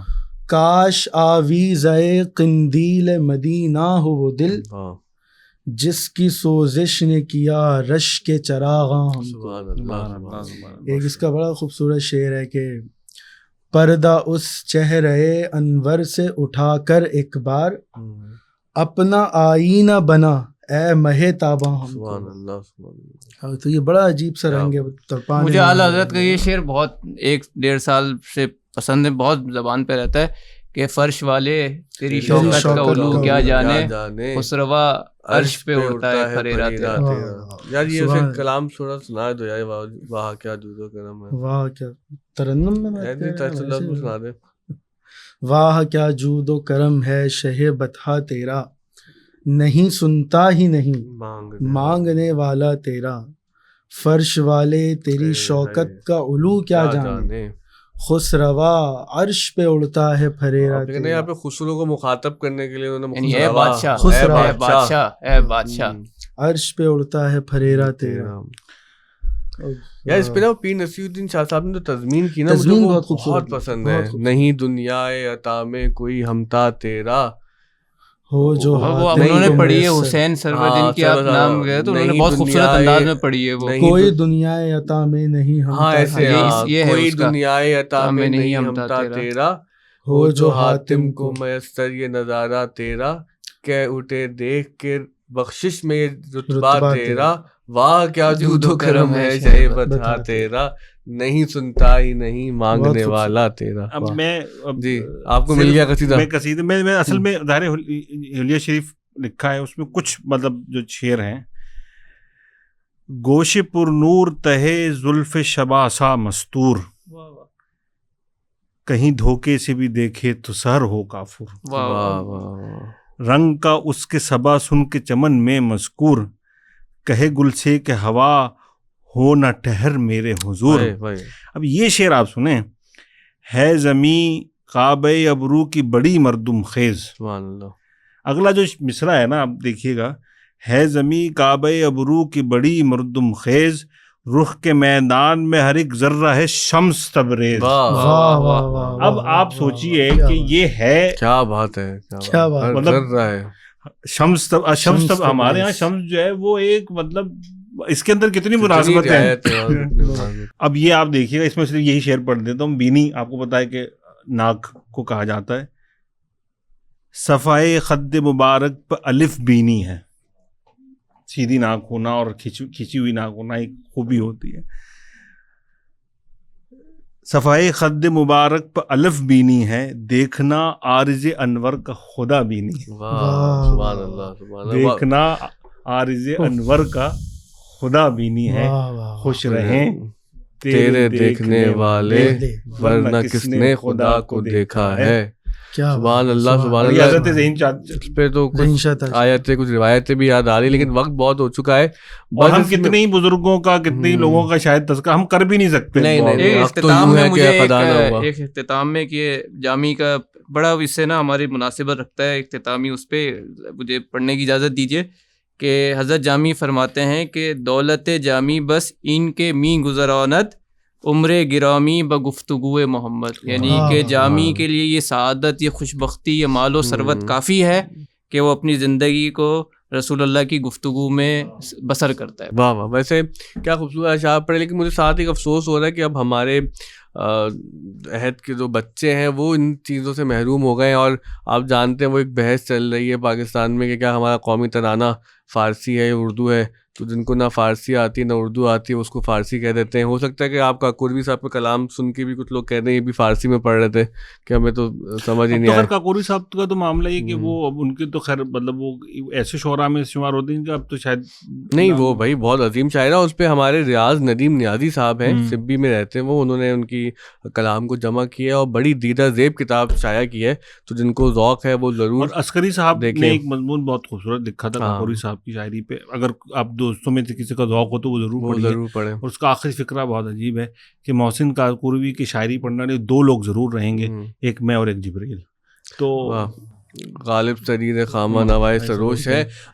बस ये पॉडकास्ट अभी ख़त्म होगा जैसे ही, तो हम शहाबुद्दीन सोहरावर्दी साहब से कुछ कलाम सुनेंगे, वो अगले दिन आके यहाँ रिकॉर्ड करवाएंगे, उसको हम इस पॉडकास्ट में ऐड कर देंगे ताकि जो हमारी नात खानी की जो रिवायत है और जो यहाँ पर हमने नात कॉलेज की बातें की वो आप तक पहुँचे कि माशाल्लाह से कैसे कि यहाँ पर हसीन पढ़ने वाले हैं। एक दुख ये ज़रूर था कि लोगों को ज़बान समझ नहीं आती। एक और दुख ज़रूर हम बयान करना चाहेंगे कि रबीउल अव्वल शरीफ में जब चरागा करने की अब कोशिश करते हैं तो इन बिजली के बिलों ने बड़ा मसला कर दिया है, क्योंकि एक वो बहस चलती थी कि लोग बिल देते हैं या नहीं देते। देखें, हाँ, डाइट चोरी नहीं करनी चाहिए और ये मसला तो बहुत लोगों ने हल कर दिया, वो मोहल्ले भर के बिजली के बिल अदा कर देते हैं।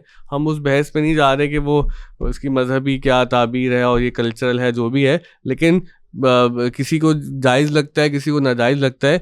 बिजली के बिल ज़्यादा हैं, ये एक जायज़ बात है। तो हमारी हुकूमत वक्त से अपील है कि इस पर रहम करें लोगों पर, कि ना हम अपनी मजहबी रसूमात को अदा करने के लिए हमें आपने कहीं का काबिल छोड़ा है और ना लोगों की बुनियादी ज़िंदगी कुछ ठीक तरह चल रही है, क्योंकि बहुत ज़्यादा बिजली के बिल आ रहे हैं। और ये चरागा का महीना ज़रूर है, हमने भी लाइट्स लगाई हैं, लेकिन हम अफसोस करते हैं इस रियासत पर, जो मतलब मज़हब के नाम पर हम बहुत सारी बातें करते तो रहते हैं, लेकिन अपने मजहबी रसूमात में रियासत ने बहुत ही मायूस कुन किरदार अदा किया है। तो मायूसी की बात बहाल हम नहीं करते, बहुत खुशाइन पॉडकास्ट हमने किया है।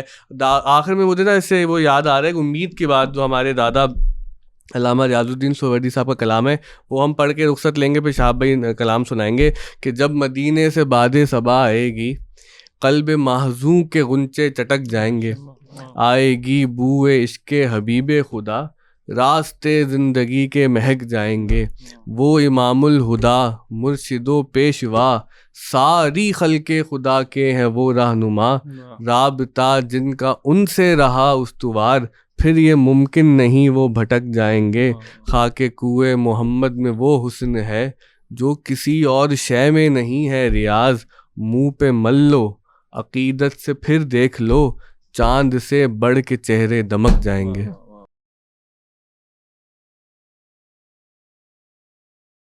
या रब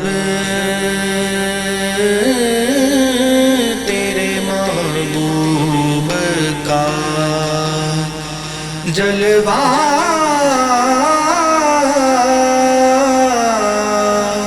नजर आए,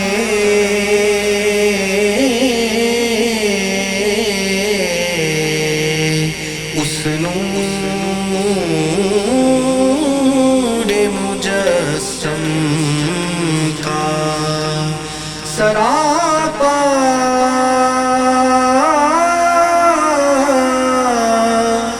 नजर आए,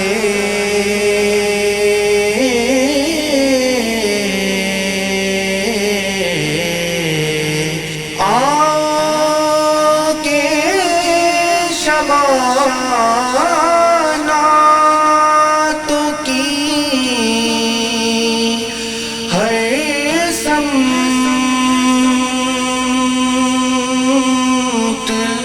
जलाए,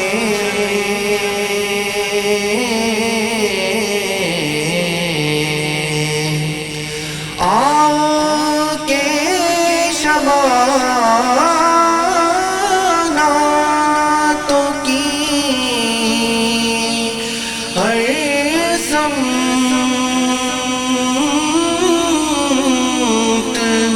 जलाए,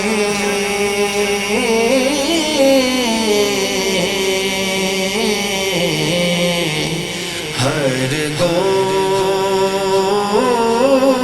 गोशे हस्ती में उजाला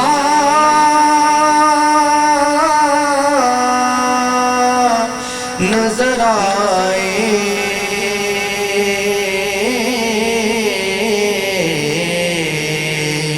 हर गोशे हस्ती में उजाला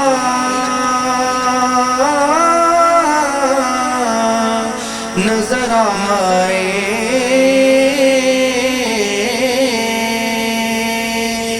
किस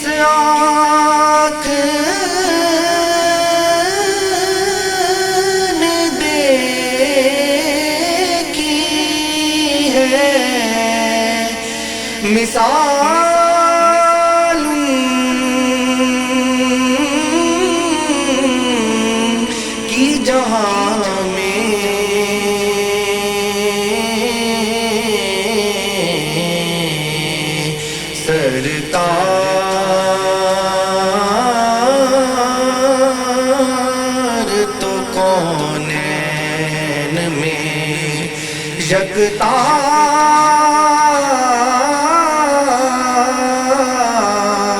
نظر آئے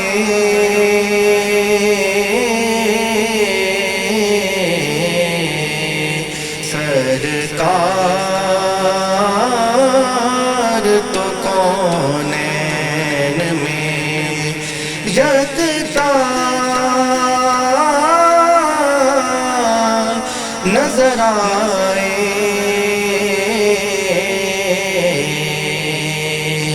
کعبہ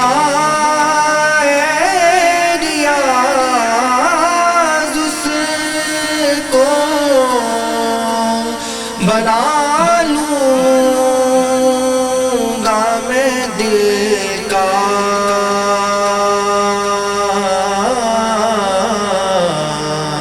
کعبہ ریاض اس کو بنا لوں گا میں دل کا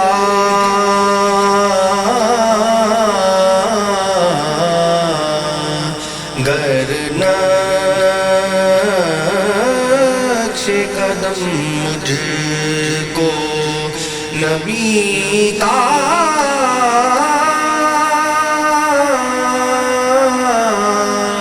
نظر آئے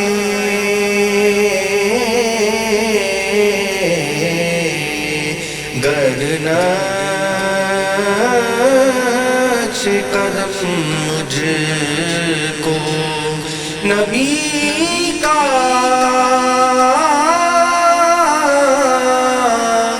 نظر آئے